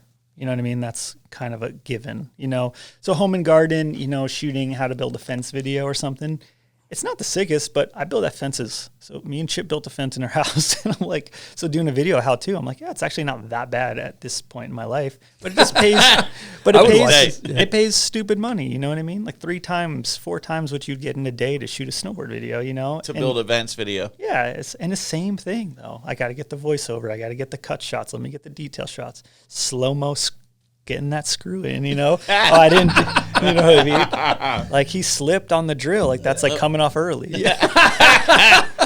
So, but having those projects where you can make the same amount of money in 2 days that I would in a month of filming snowboarding, now like I was saying, like, cool. Let's go snowboarding, and it's almost more fun, you know, or shooting with some of the Moto guys, and they're just like, come out for the day. They have me out. I do a little moto in the morning, and the sun gets cool, and then I'll film some sunset stuff, and just give them the footage. It's just like whatever, So, yeah, it all comes full circle. You know what I mean? It's like when I used to do the bear videos for $100, So yeah, then you can go film the remap of the screw in, and then take that money and go actually do what you want, do what you love with it, which is film snowboarding, film moto. And that's cool to not be so close-minded and evolve as you get, as you should evolve. You shouldn't stay in the same exact space you've always wanted. Yeah, and if, I was lucky 2 years ago, I worked on the Burton One World movie, and those guys were super cool with, and I shot all the rail stuff with that crew. And the Burton team was really down with, okay, it's day 1 to day 15, that's my window for Burton. And it never leaked over. And that's the hard part with film crews. You go on a trip and sometimes like, let's stay another week. Let's go here. But the Burton guys were like, cool, like we'll get this amount of days, 1st to the 15th, you're filming with Burton guys in the streets. And we made it work. And that was really cool. I just can't go the endless trip anymore. Like I can't go for a month and just sit in a hotel and try and shoot 3 spots a day or 2 spots a day. Like it's really cool, and I'm happy I did it. And I've learned so much. Like one-man band, I can do everything. You can do audio, you can film, you can drive the truck. like you're a producer, you're everything, your craft services, on all these other shoots. Now you have somebody doing all this stuff, but you learn that in the streets, which is awesome. So I would never take any of that away. It's just, I just can't justify going on a rail trip for a month and being in a hotel, 30 days, man. Like there's no way they're going to pay you what it's worth at this point. And also you're standing in -20 in Calgary, Yeah. -30. And if you can do that, you can fucking go to California and film a guy screw it. Dude.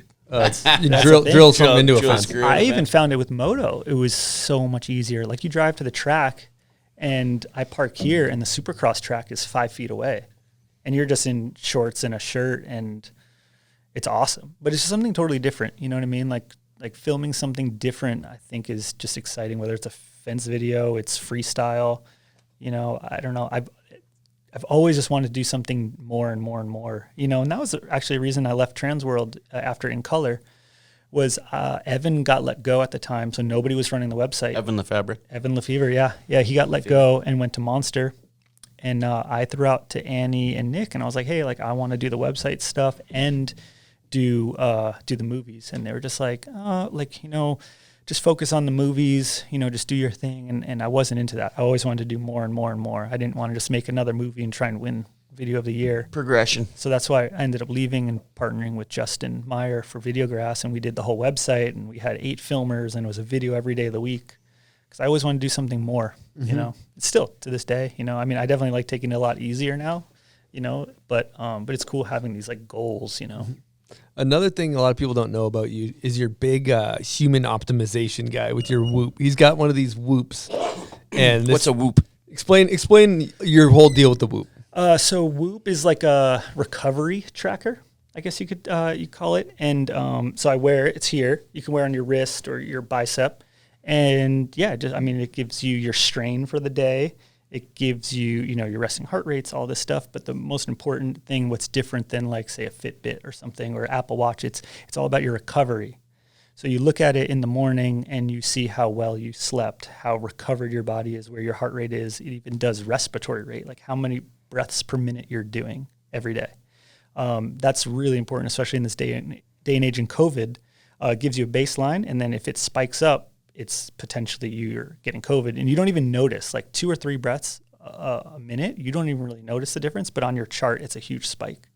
But anyways, with that, it's just eating, drinking, resting. It's so important. It's so crazy. I can't believe what 2 alcohol drinks do to my heart rate. It's 10 beats up from a 50 or 55 on average. And I go up to 65, maybe 70 for just 2 alcoholic drinks. And then that lasts it's not like a giant thing, but I don't have enough time to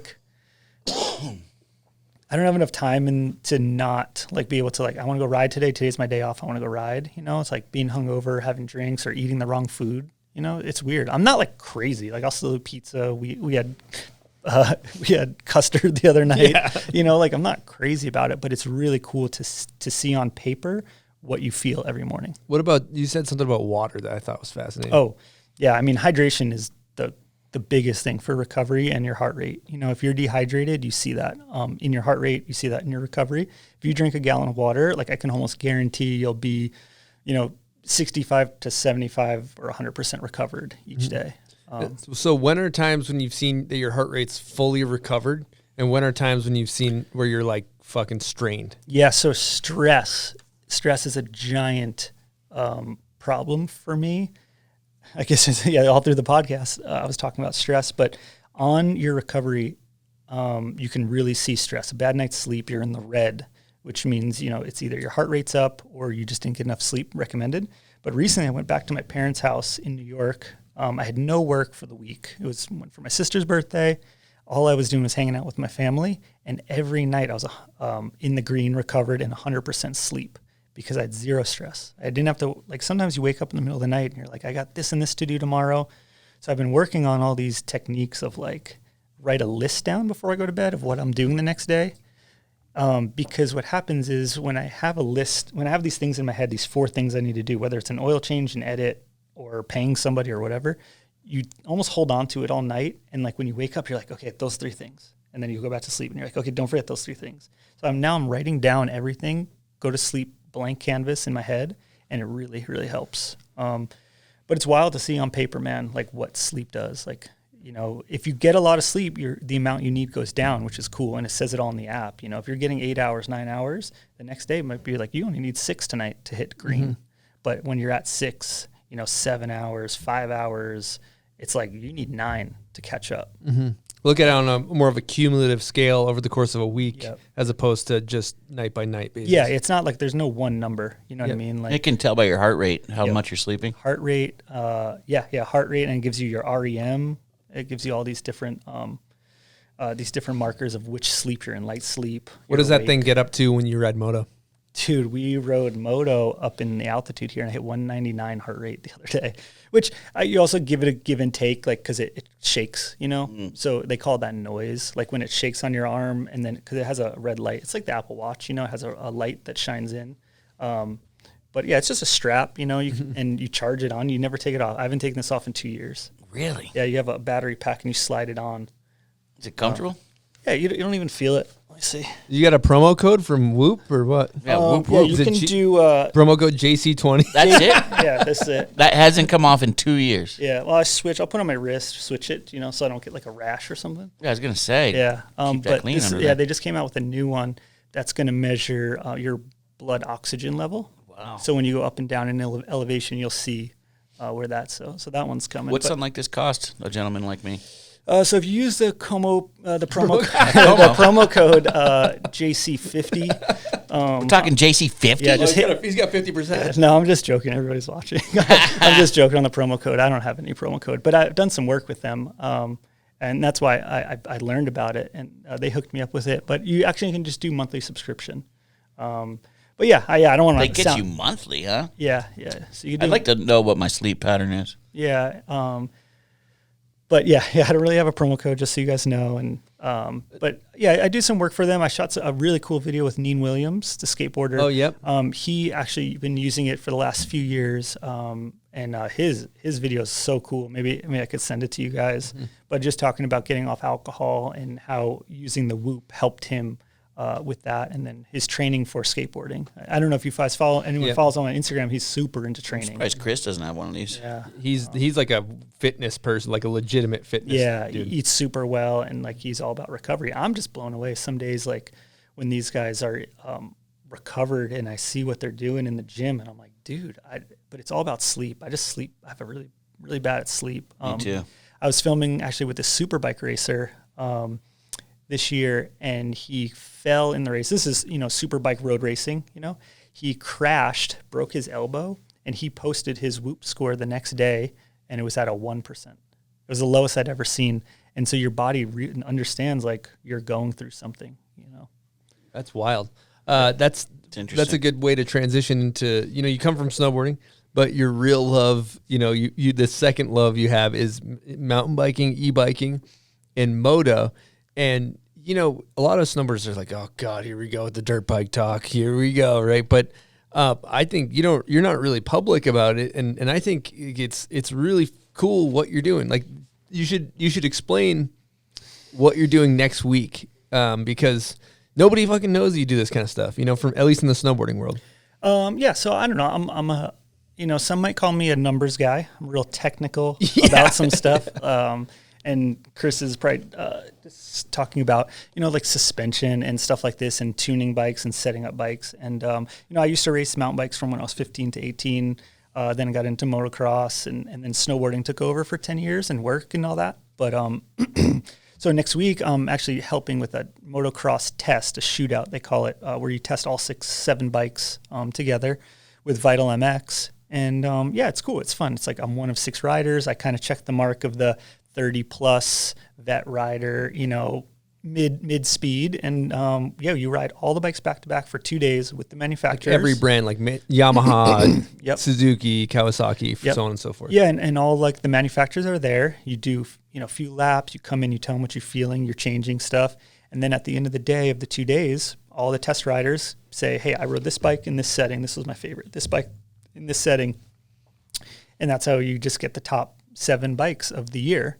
And they change every year. It's a lot. the motocross bikes change a lot more than snowboards. You know, like they're constantly pushing and pushing. And I know there are brands that are doing that, but maybe they're just not talked about as much in snowboarding.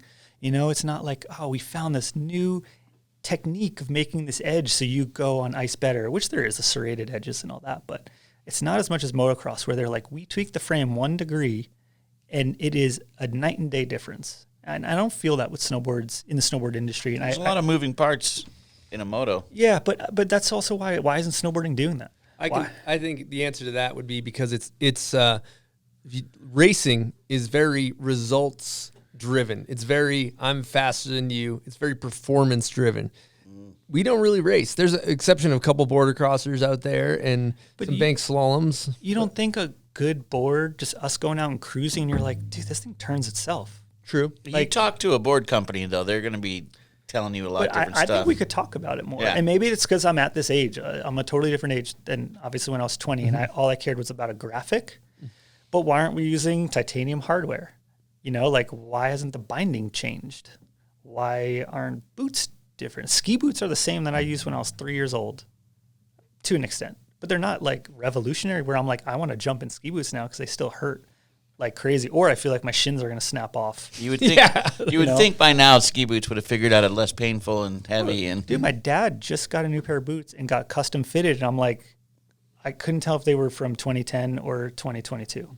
That's crazy. Well, the other thing too, though, to talk, if you were to take a board designer and you're to sit him in this chair, talk to you, he could go through. There are people that are pushing the envelope. I 100% agree. But I would say that the brands aren't telling the story of technology. They're not, or maybe they are. There's and how that information is conveyed is that there's a tech rep that goes to a shop and sits down in front of a bunch of employees who are like eating pizza and glazed over and not listening, and tells you about a bunch of, If you go on their websites, though, there's a lot of jargon, a lot going on. I remember we were in Japan on an Adidas trip, and they had brought some of the new boots for the riders to try, and they were trying on these boots, and they're like, yeah, they're okay, and you know, kind of this is my foot in the door, really kind of getting into moto and testing and all that. I put on the boots, okay, so the riders are like, oh yeah, these are comfortable, these are good. I put on the boots, and they had 2 left insoles in them, and the rider didn't notice. Didn't even notice. No. And just everything went out the window, and I was like, oh my gosh. But it's at 18-year-old to 22-year-old snowboarder who wants a gym in the streets isn't looking for something performance, like you're saying. Yeah. So I get it. But they're not tech daddies like Joko. They're not tech daddies, and there's 2 insoles, 2 left insoles in there. And I'm like, how do you not feel that? He doesn't even know. So, but it's just, I don't know. Maybe there is a market for that, though. And maybe your audience is more into tech daddies. Well, there's definitely some super tech peeps. Well, I know our audience all the time. Yeah, they love to talk to the listener or the guest more about their setup. Yeah. What's their setup? What do they ride? How do they set up their board? We get a lot of feedback. Yeah, and why do they do what they do? I know Burton has, like, there's so many different boards and they're so technical. And they make those great basic charts. You know, this is what the flying V and all that. But maybe, like you said, maybe there's a market for really tech. Like, let's go deep in there, you know, in what that means, you know, because maybe they're dumbing it down too much where people are like just looking at, because like mountain biking is really basic too. Like most of the mountain bikers are set it and forget it. I meet guys on the trail and they're like, man, I don't know how you're doing that. My bike is so stiff. And I'm like, well, when was the last time you checked your air pressure? And they're like, well, I bought the bike 6 months ago. And like, I check my air pressure every day before riding, tires, suspension, everything. And some people do it 6 months at a time. So some people don't want to touch it. I get it. But I think there is a market where we could be more technical with snowboards. I talked to someone last night that owns a snowboard factory, and I was blown away with what he was telling me.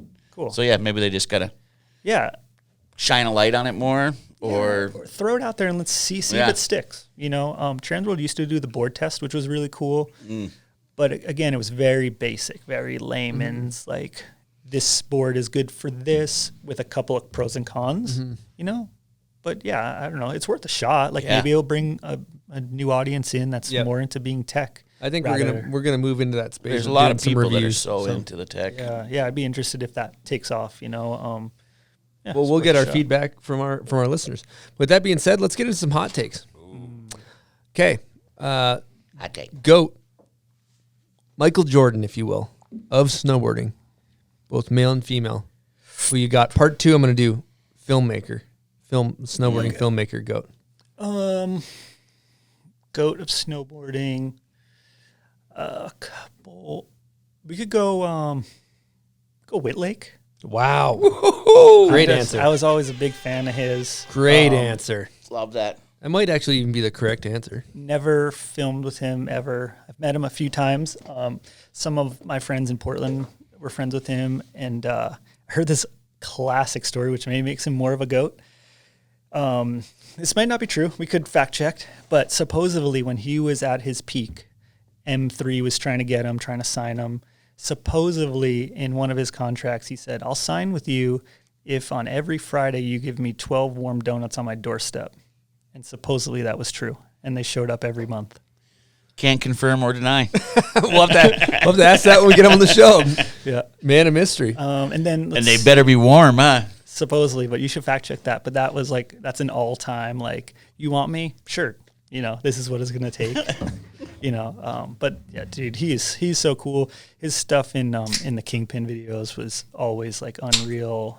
And seeing what he's doing now, he's living a great life, him and his wife traveling and stuff. It's really cool to see it. I just get stoked after these people do this crazy stuff. Like, they just have a happy life, and then do what they enjoy. Man, I saw that double slide, the Brainstorm, the one into the water. Tahoe. Dude, it is bonkers. Yeah. Like, I cannot believe that it was done. I heard Cold Naven tried that rail. They got busted or something. Yeah, right? did you hear that? They put a gate at the bottom, and I heard he tried to 50 or board slide and hop over the gate, but it was like a raised gate, over. He smashed it. Yeah, I heard something like that. Recently? Got kicked out, A couple years 2 ago. years ago. Oh, yeah. wow. Yeah, I think Unreal. Justin might have been there. Yeah. Or maybe Van's video or something. But, dude, I was I saw it from afar, and I knew, I was a quarter mile away, and I saw it down the lake, and I had to walk over. I walked through the water just to go look at it. Cool.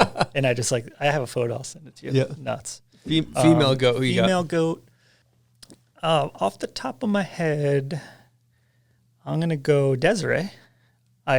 She was always great at snowboarding, and filmed with June and Peep Show, and I filmed a bunch of stuff with her for a couple of videos just randomly. But she lived at my house too, so I have recency bias towards There you Desiree. go. But she's great. That's cool. Let's go Desiree. Okay, and then for filmmaker, who you got? Filmmaker. Man, I gotta go Mac Dog, I think. I don't know how you could not say Mac Dog. Watching, one of the first videos I ever bought was at Dark Side in Vermont, Technical Difficulties. Oh, it's a classic. Yeah, that was the first one, and the Nixon Jib Fest made me move to California. So the Nixon Jib Fest video is sick. I don't know if people haven't seen it. I don't know if it's on YouTube, but it was a DVD about a jib event, and they just made it so cool. You watch 20 minutes of just this one park, and it was like the ultimate for me. So That's cool. Killer. If you go heliboarding with 3 people on this planet, who'd you go with? do I have to ride the same thing? You just let's say you're going on a vacation and you're going heliboarding and you're just having a good time. Okay. Maybe even go as far as saying no cameras. You're just getting shat. Yeah. Oh, if it's no cameras. It's for fun. Let's do, I'm going to say Java Fernandez, because he texted me last night about going to Chatter Creek. Nice. That's one. And he's going on straight vacation, which is kind of pimp. I'll go with June Bongjan, my partner. She likes boarding, and I always actually want to take her to Japan on a POW trip, but that's never happened, especially now with COVID. And then who's the last classic? It's hard because I would pick snowboarders, but heavy claim, been in the heli with Gigi and Nicholas and these guys, that's who you would really pick. But I've been lucky enough to witness that stuff firsthand. Let's say my dad. He would freak out in the heli. Because he skis, huh? He used to be a helicopter pilot in the National Guard. And he would probably not even get out of the heli, but that would be so sick. I actually want to take my dad and my sister in Whistler heliing, on low grade stuff. That'd be cool. But let's do that. Be killer. Yeah, your dad. We went and raced Mammoth Motocross this year, and his dad was there. You got to meet him, and he's a freaking gem. He used to be a drag racer, right? Yep, that's how I got into motorsports and everything. 3 years old, at the track, or maybe I was even younger, but just sitting on my dad's race cars. And at the drag strip in New Jersey, Englishtown, they had a famous motocross track, and something drew me to motocross, and I used to just want to go over there and watch as my dad is racing. Mm-hmm. So you've basically had the opportunity to film all the best snowboarders in the world for a long time, and your kind of side passion is riding dirt bikes. And you filmed like some X Games real motos and some really cool video segments of people riding dirt bikes. And you're kind of an outsider in that space coming from snowboarding. How's that experience been, kind of switching over into that world where you're a fan? It's cool. I mean, it's like shooting snowboarding all over again, meeting the top guys and all that. Actually, when I got into filming moto stuff with Vital MX, I actually went into it with the same mindset that I got hired at TransWorld. And I was like, I'm going to work for Vital, and I'm going to meet all the riders and meet the brands, and then I'll move on. And that's almost exactly what's happened. When you do all the bike tests, you meet all the manufacturers, and you meet, the Yoshimura guys, and you meet the Honda guys and all that. But working with the riders is cool. You know what I mean? Like, you show up with Yoshimura, which is a famous exhaust company for motorcycles. You show up with them and they're like, okay, cool. I'll trust that they hired the right guy, and being a part of that is really cool. I got to shoot with Jimmy Hill, motocross guy for Real Moto, which was sweet. I did Jed Anderson's Real Snow, but both times I haven't got a medal like this guy. I wanted a real medal so bad, but you don't got a medal. Was that? You don't have a medal? No. Oh, no. I just want to just give me bronze. Not in moto? No, moto and snow. I didn't get one. Just give me bronze. Yeah, I was like, I just want to hang on bronze, But yeah, it's been really cool. Like filming Supercross with the Honda guys is crazy. It's sweet seeing people at the top of their sport. Ken Roxon, Jet Lawrence. Like, Jet is the most hilarious kid. And he just won a championship this year, so it was cool, like, meeting him and working with those guys. And I even got to shoot Rampage before I came here for this podcast, and it is just, it's unbelievable seeing this stuff. Like, and it's same with snowboarding. Mark McMorris and Sage and these guys at the top of their game. It's across all levels. I'm still blown away. The Rampage stuff was on another level, man. Like, the cliffs they were hitting, I wouldn't jump off with my feet into water. They were front flipping and back flipping. Just like psychos, huh? 50 feet to a transition landing, steep. Like, it was a 6-inch difference between like too short and too long. And I just don't. It's another level, Like, I almost wish they did it every 4 years, like Olympics, because it's so gnarly. Like, I was full sweaty palms, like fisheye under these cliffs, sweating. And it was cold out. Were you moving the bad boy lens around, or we went fisheye? You were going fish, on the big cliffs. Yeah, fisheye under the cliffs. Like, huge. I got really lucky shooting Rampage for Red Bull, and all I had to do was go around and film angles that the broadcast wasn't getting. So just art. Oh, cool. It was cool, like super slow mo, tight of like tires going off the ground and underneath like backflips. Like, yeah. That looked just huge. Yeah, it was like kind of those highlight clips. What was this weird thing on the gram I saw with a bike up on a building roped up for Rampage? I think that was just like an ad or a just showing how steep they can land. A sports science kind of piece. And Jackson Riddle, who's a Utah guy, rides for Red Bull. And yeah, so they strapped him in on it, and then for some shots, and he's just like sitting on it, and they're like, they go down stuff, 45 degrees. But then he tried to air. He also did a shot where he tried to air into the landing, and he missed the landing and went like 50 feet to flat and like kind of rode out of it. And then they didn't finish the segment. Whoa. Holy smokes. Yeah, the clip's on Instagram. On that same thing he was roped up on? Yeah, so he went off of that, but then they put a landing in. Oh, they put a landing in, yeah, okay. Because there was no landing. I was that looks like death. Yeah, it was into a landing, but he overshot it. But Jackson's cool. Like, that's another person I got to film with on a Red Bull project. It was Luke Winkleman, Sean Fitzsimmons, Carson Storch, and Jackson Riddle, and we did a snowboarders going down and the bikers crossing. And like, dude, that for me was like kind of like pinnacle. I almost don't tell them I would have done it for free. We'll throw that in the show notes. The footage. That's a cool little edit. Yeah, I already got paid, so I'm good. But I would have done that one for free because that was like literally my passion as a 18-year-old, and a passion as a peak 25-year-old, and those riders obviously were insane, cool. And they were crossing each other. And then I got to work with Clay Porter, who's like the top dog mountain bike filmer. Sick. It was cool. Wellhausen was there shooting photos. yeah, it was really fun time. Runke was a part of that too. Yeah, right? yeah, Runke produced it, so I got the call on that. So shout out. That was like, don't tell him I'll do it for free, or I did it on it. So I gotta run it back to these days. I know we talked a lot about these days, but I got a bit of a bone to pick here. We got to talk about this, and I've never actually talked about this to you, but there's a situation in that movie where Louif has the best part in the movie. Clearly, I was waiting the whole podcast for this to happen. I knew this was going to happen. It is the best part of the movie, undoubtedly. Like, I'm sorry to everybody else. There's a lot of great parts. I love Jonas's footage. I love a lot of the footage. However, Louif has the best part in the movie. He's got the song that is fit for last part. Why does Louif parody not have Ender in these days?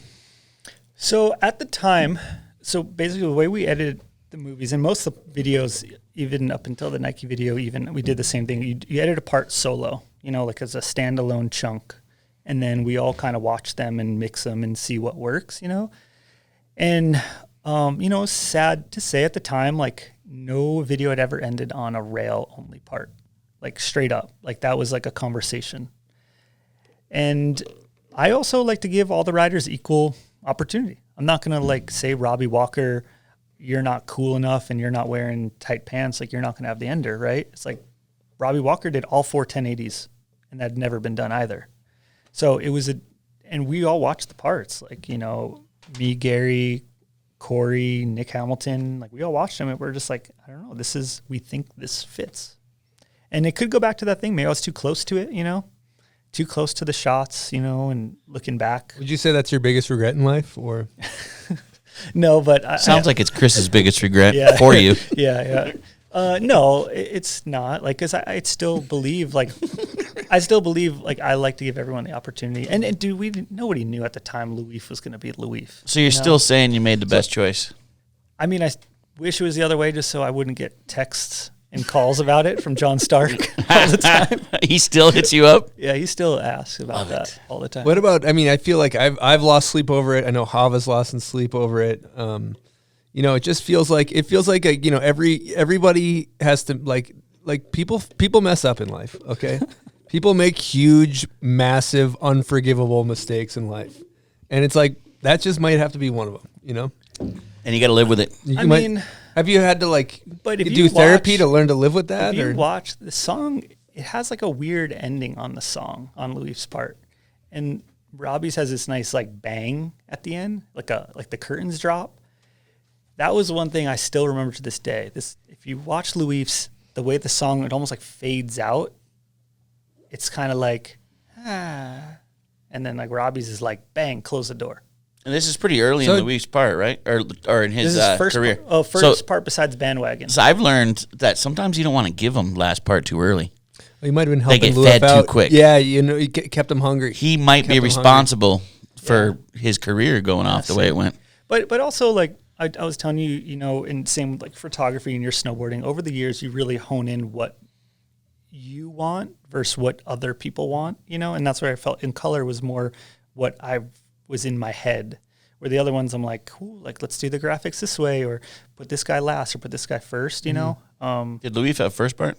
Louif had second to last. Dirks had the opener. So for me, like I would say, it's not that I would like some people might say like it's like I'm not upset, I'm just disappointed. Mm-hmm. For me, I'm upset and disappointed. I'm both. I kind of see where he's coming from. Yeah. Me? Him. Oh yeah. As his first part. So yeah, okay. You got Nick Hamilton over your shoulder.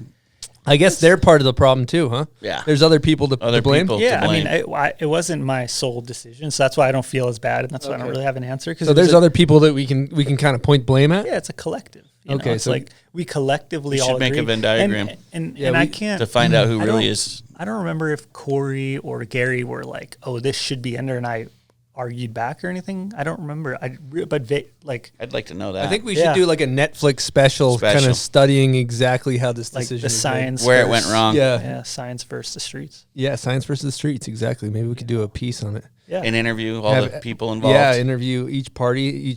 Because I maybe that could have been one of those things I blocked out the bad memory. It's like a trauma situation. Yeah, so I don't really remember what happened. But I do remember I always wanted everyone to be involved. Like I wanted the group to be like, oh, yeah, we like this movie, you know? And it was never like Joe made this decision and it's my way. Like, so I know a bunch of people watched it and I know we were all like, this feels good. Like, is it the best? Maybe not. Like, because nothing's ever going to be the best, I guess, you know? But that's actually... Who's got the producer's credit on that? So I don't think we ever did that. It was just like filmed by Joe, Corey, and Gary, edited by Joe, Corey, Gary, you know? I always want everyone to have like equal like part. Like, so they all had like skin in the game, you know? Like, you know, Dangler with Never Not, he like filmed and edited. Like we edited together because you want everyone to be like into it, you know? Not just like, I'm going to film you, here's a hard drive, all right, I'm going to go surfing. Yeah. I always thought you made the best projects that way. Yeah, I agree. So going back to the Netflix documentary about the who picked Louif, I'm picturing like interviews in a dark room, kind of like with like maybe dubbed over voices for people that are like kind of like maybe some anonymous kind of situation there, like where blurry face, blurry face, kind of, you know, people that don't want to actually be seen, you know, for this. So. Yeah, we should. Yeah, I want to see a wall with pins in it and rope going from photos to faces and decisions made. And, it's like you know what I mean? It's like the Always Sunny in Philadelphia meme. You know, when he's crazy and he has all the pins. That's what I want to see. That's Chris right now, just freaking out, trying to get to the bottom of who we can blame because it's not fully Joe. So there's other people involved. But, yeah, I mean, I might have blocked it out. Yeah, we need to call in a big dog to do the. We should ask Louif too. I'll see what Louif thinks. See if he cares. If he doesn't care, we could drop it. No, it's not about Louif. We gotta keep him out of this because he does. Keep him out of it. All right, I think it's a good time to maybe whack a smelling salt, kind of get back into it. What do you think, Buds? I'm down. Oh man, I'll do a softie. Wow, you gonna go third hit? Oh, I went too hard. I felt that in the back of my brain. Yeah. Pro tip: go low and then work your way up, like that. You know, hit it low. I don't know what I was thinking. Is way better like this. I know better than that. Wow. Well, yeah, like that. Low. I felt that in the back of my brain. Something Dude, moved. the Zeb You should Powell, do a little trick tip with that. Yeah, low, and you feel it. Wow, that's a pro smelling salt. Yeah, like the Zeb, See, I like the zing. I like the zing of the fresh. dude, I kind of like the zing. psychotic. Oh, she's dead. This thing's dead, dude. You weren't Yeah, even see. getting any. All that flapping. All right, Yeah. we got a guest question from Aaron Blatt. Here we go. Hey, Aaron Blatt here. Big fan of the show, big fan of Carlino's. I got a question for the guy. At one point in time, he had flown up to Whistler to link up with us for a shoot, and he kind of had his options to either rent a snowmobile or rent a timber sled, which is essentially a crossbreed between a dirt bike and a snowmobile. You could guess which way Moto Joe went, but I wanted him to explain how he made that choice and how those couple days unfolded. Thanks, Joe. Blatt, what up? Just did a nice mountain bike ride with him and Michelle. It was primo. But to that shoot, it was a Dragon goggles shoot up there. And Blatt had me going up there, rented the snow bike. It was same price. And I never rode the snow bike. And I was like, oh, it's just a goggles shoot. Like, it's pretty chill. Like, it's not like we have to go deep and, like, film backcountry kickers and all that. So going up, it's super mellow. It actually just snowed. So the road in was mellow, ripping around. This is at Rutherford. It's a super wide open snowmobile spot, like barely no trees or anything. And we're ripping around. This is first day on the shoot. I don't think, maybe we shot one thing and we had 3 days to go. And then I'm like all jacked up. The dude from Dragon who was there, he's also into moto. So we're all kind of like feeding off each other. Let's like rip this thing. And then I find this like little pillow line. And I was like, hit it first time. I was like, good. Like, I mean, it's low. Hit it first try. It was good. And then I'm like, Blake Paul was there. I was like, Blake, get this shot. And then it had dug a trench and I just went front ski up. Then it just slapped me down over the bars and I hit my knee on the bars as I was going over and just sliced it open. And I was like, oh no. No. I was like, there's blood. There's blood everywhere. Felt my like pants sticking to my knee, you know? Oh. And I was like, oh no. Like, I'm just thinking of everything in my head. I got to shoot. Hopefully my knee isn't that bad. And then, it was full, like 10 stitch slice. But I kind of just totally played it off as hard as I could and filmed the whole day. And then at the end of the day, my knee was so swollen. I went went to the hospital in Whistler, got it stitched up, and shot the next 2 days like one-legged. And I rode a sled, and Jake rode the snow bike the rest of 2 days. I was told that you basically like were like blacking out. You were so excited, like pinning it through the woods, and It was so sick. It was It was. Had you not got hurt, you would have been stoked. Oh yeah, it was cool. Yeah, like it would have been cool. You burned so much more fuel though, and the tank's smaller. It was actually. How are you able to? It was actually a 350. Well, because it was snowing out, so we weren't going deep Whistler. Oh, got we were it. doing like the pillows in the low. Yep. In the trees, but we poked out just into that like lower zone, and I was like ripping. I was like, oh, this is awesome. Blake, get a shot. This is sick. So there's a clip of this, right? Yeah, Blake Paul's got it. I'd like to see that. Gosh, brutal, dude. Yeah, we're gonna need to pull that up. Blood on the It was ice. so small. Like, it was one of those things, like it's a small pillow, but when you're on like a motorcycle up high, you feel like you have to like kind of air. But yeah, the front end just dropped and I just went straight over. Rookie move. All right, I think it's time to talk about pub beer, buds. Let's do it. You got one of those cans in front of you? You gonna crush some can? Go for the cold one. Well, we happen to be, it happens to be a good day for crushing can today. Double fist? You gonna double fist? I might later. It's a little early for a doubly do. How many of those do you think you're gonna put down this weekend? It's Friday, brother. There's no amount that I might steer away from, you know? I mean, Okay. 12, 18, Could be 1, could be 100. 30? 30? I mean, it's Friday. Okay, perfect. Well, if you're looking to get absolutely shithoused or just have a few casual beers, be sure to pick up Pub Beer wherever available in your local area. They are a huge supporter of the show. With that being said, And they are delicious, too. Cheap, fun beer. let's get into the crapshoot. Here we go. Welcome to the Pub Beer Crapshoot. We got some Goon Gear dice. They may be sold out by now, but get them while they're hot at goongear.com. I don't think we sell them. It's kind of sick. The 6. Shout us a out logie. Lucas. Lucas is the man. All right, give those. So suckers a roll. what's our game? You What do we roll do? it, and I'll tell you what you got to do. Okay.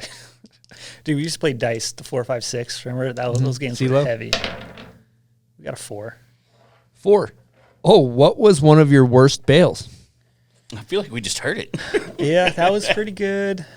I got hurt a lot as a kid, like skiing, like growing up before I started snowboarding. That was kind of that's actually a good answer. So I skied from when I was 3 until maybe 17 or something. And this was mostly at Mount Snow.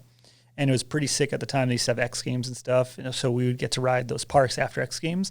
And I got hurt a couple of times really bad skiing. And my mom was like, why are you doing this? Like, why don't you try this snowboarding thing? This is like 2001, because she thought it was going to slow me down, and that's actually why I picked up snowboarding. Because I bruised my heels, like couldn't walk, like did kidneys, like landed on my back, did a bunch of stuff. And and that's actually what got me into snowboarding. My mom was like, you should try something different. That was when I was 17, and then I snowboarded all since then. Then I moved to Big Bear. I moved to Big Bear really only snowboarding 2 or 3 years. But snowboarding every day with Justin and all those guys and Joe Carter, like we got good pretty fast. Like we're probably doing 100 days easy a year at Bear. So yeah, I'd say it wasn't like one slam, like I have some moto stuff, like did some shoulder injuries and stuff, but I think the injuries leading to snowboarding is probably the coolest. That's cool that your mom got you to do the switch. Yeah, she always tried to get me to do other stuff because she thought it would slow me down, but then you just get to the extreme of the. And then here you are moving to California. Yeah, and riding motocross and like hanging with these guys riding dirt bikes. And it's funny, I just, really started mountain biking a lot again after taking a hiatus for years and, got a downhill bike again. I'm just like, oh man, it's like life's just a full circle, Well, you've had a lot of time in front of, or I guess behind the lens, but maybe not as notable as your time in front of the lens. You have a small part in Skeleton Crew Group Effect, which is it's a cult classic snowboard film. Facts. One of the greatest films that maybe didn't get the credit it deserves. It was ahead of its time. It was ahead of its time. Let's pull up a couple of your clips from Skeleton Crew because you really brought the heat in that.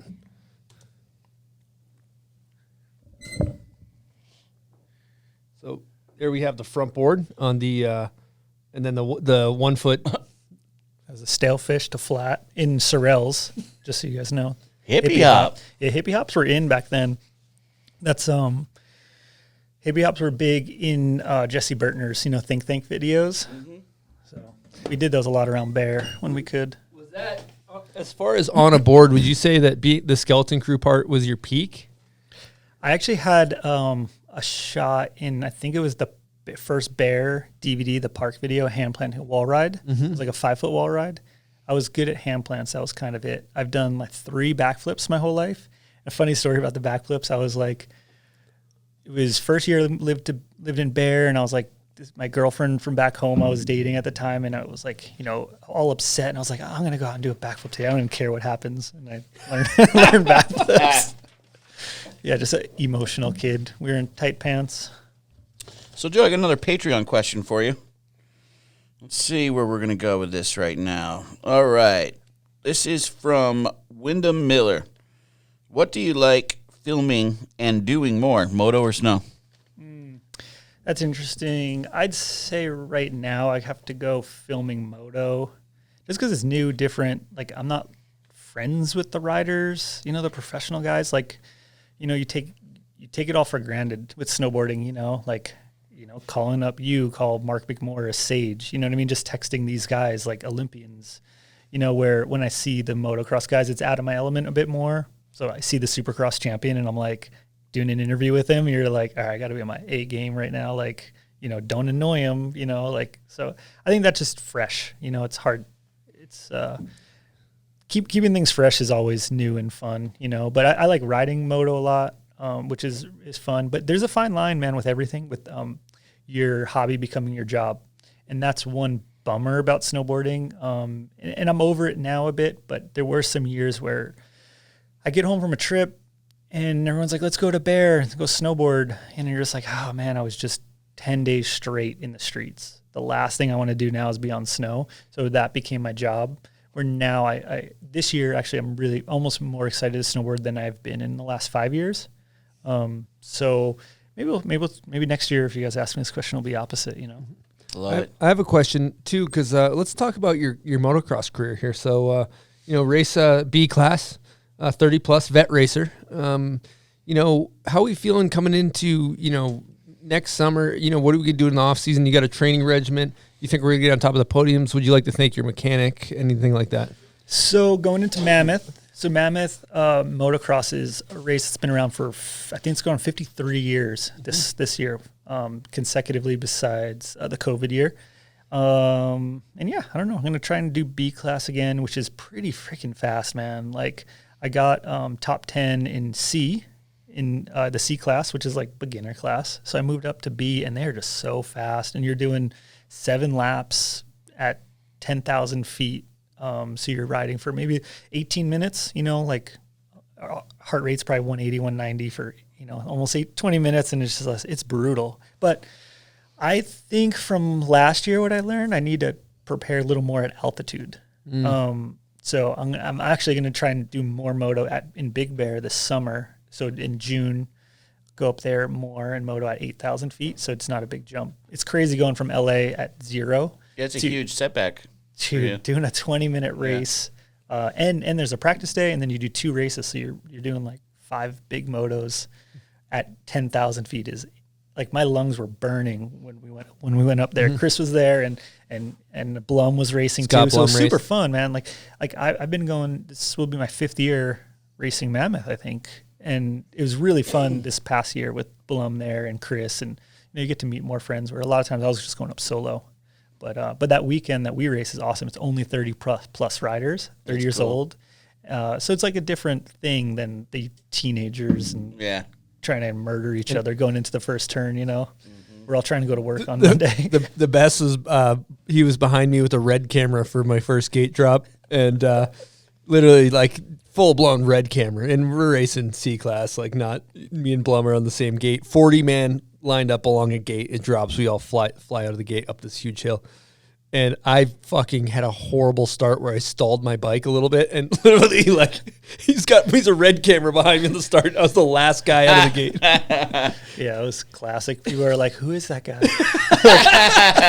They thought he was a brother. Who's the guy with the red camera on him? They thought he was one of like the Supercross kids' dads or something. Yeah, I'll send you that clip. It's extremely embarrassing, actually.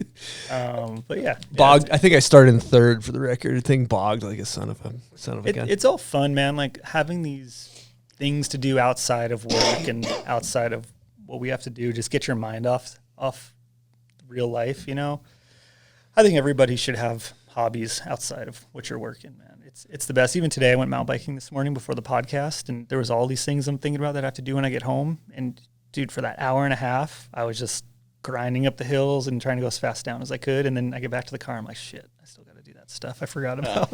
You know, but I don't know, that mental health stuff, you need that, whether it's you talk to a therapist or you use Moto as a therapy or mountain biking, you know, and snowboarding too. I mean, that's what we did that every day. You know, it's like you don't think about anything when you're on the mountain, right? You're laughing, you're going up the chair. So I have a question now for the young kid that's trying to come up and make a living in snowboarding or snowboard filmmaking, specifically for snowboard filming. The guy that's into that's like a young Joe Carlino. You know, knowing what you know now, what advice do you have for these kids that want to make a career in it? I think the biggest thing is being fun to be around. You know, like you're gonna have to take the jobs for free. You know, you're gonna have to invest 2 years, 3 years. It's like going to school. I always thought. I never went to college. You know, actually, I went to college for 5 days, and I was like falling asleep in class. And I asked my parents. I was like, I just can't do this. It feels like high school. Like I never learned by the book. I learned by being out there. So I actually asked my parents, can I take a year off and just see where it takes me? And that's ended up with taking me to Bear, got a job, you know, making $100 a video. But then the next year, that $100 turned in, Bear hired me for $24,000, you know, a year out of high school, 2 years. That's not bad, you know. And then the next year moved up a little more, worked at TransWorld. They paid me $36,000, you know, every year it went up, you know. And my parents was really cool that that's for a conservative East Coast family, that's kind of tough for them to be like, yeah, go out there with your camera and make a living, you know? But as far as a kid now, I think it's be cool, like meet the local pros and try and come up with them, you know? And I was lucky enough to do that with, you know, the Johnny Miller, Chad Tarbell. I eventually met Austin Smith and Brian Fox, you know, and kind of came up at that same time, you know. Pat Moore, got to film with him sometimes. And, it's hard to know who's going to be the pro, but it's, you know, there's not a ton of ways around it. Or, I mean, shoot, like remember that Ethan Dice part? He just filmed a part, no sponsors, and it just blew everyone away. I saw that video and I was like, he's got to be in the next TransWorld video. But that's the way, like we met Riley Erickson, who filmed that, you know. It's just kind of being out there. A solid answer. Now, before we wrap this thing up, do you have any thank yous you want to throw out there? Yeah, I mean, there's so many people like gave me the opportunity along the way. You know, I've mentioned a ton of them in the podcast, and I thank everyone who gave me that opportunity, and I still take that to this day. I want to give the younger kids opportunities, and I try and help out the kids as much as I can who hit me up or have them on a shoot or give them advice, because I think that's the only way all these sports are going to keep going, right? Is like you can't. Some people suppress, you know, the next generation, like, oh, they're going to take my job, but I'm like, dude, a brand's going to hire me if they want to hire me. They're going to hire you eventually, for sure, and I want them to. But so come along, like learn. So I just think, again, just thanking everyone who gave me the opportunity. Even like Brad Farmer, I wasn't the best one, but I was the only one that bugged him. So, you know, without people like that, it's like it all snowballed. Meeting Evan, you know, and TransWorld and all this stuff, and the Nike guys, like, it's got to be crazy, like hiring somebody, just being like, I hope this person is going to do the job, you know. But it's cool that people risk it, you know. And same with you, right? They're going to sponsor you, be in this video, but it's about taking that leap, right? Committing. 100%. Yeah. So well, that's crazy. Killer, dude. Freaking really, really good words. It was a fun convo, Joe. Yeah, always thanks, is. Man. We talk all the time off air. It's always fun to talk on air. So thanks for coming from California to of course. chat it was with us. Way more painless than I thought. So. Love hearing that. I want to say thank you to everybody that's listening, watching, all of our Patreon members, all of our sponsors, the whole snowboard community for that matter. Thank you guys, and we'll see you next week. Over and out from the bomb hole.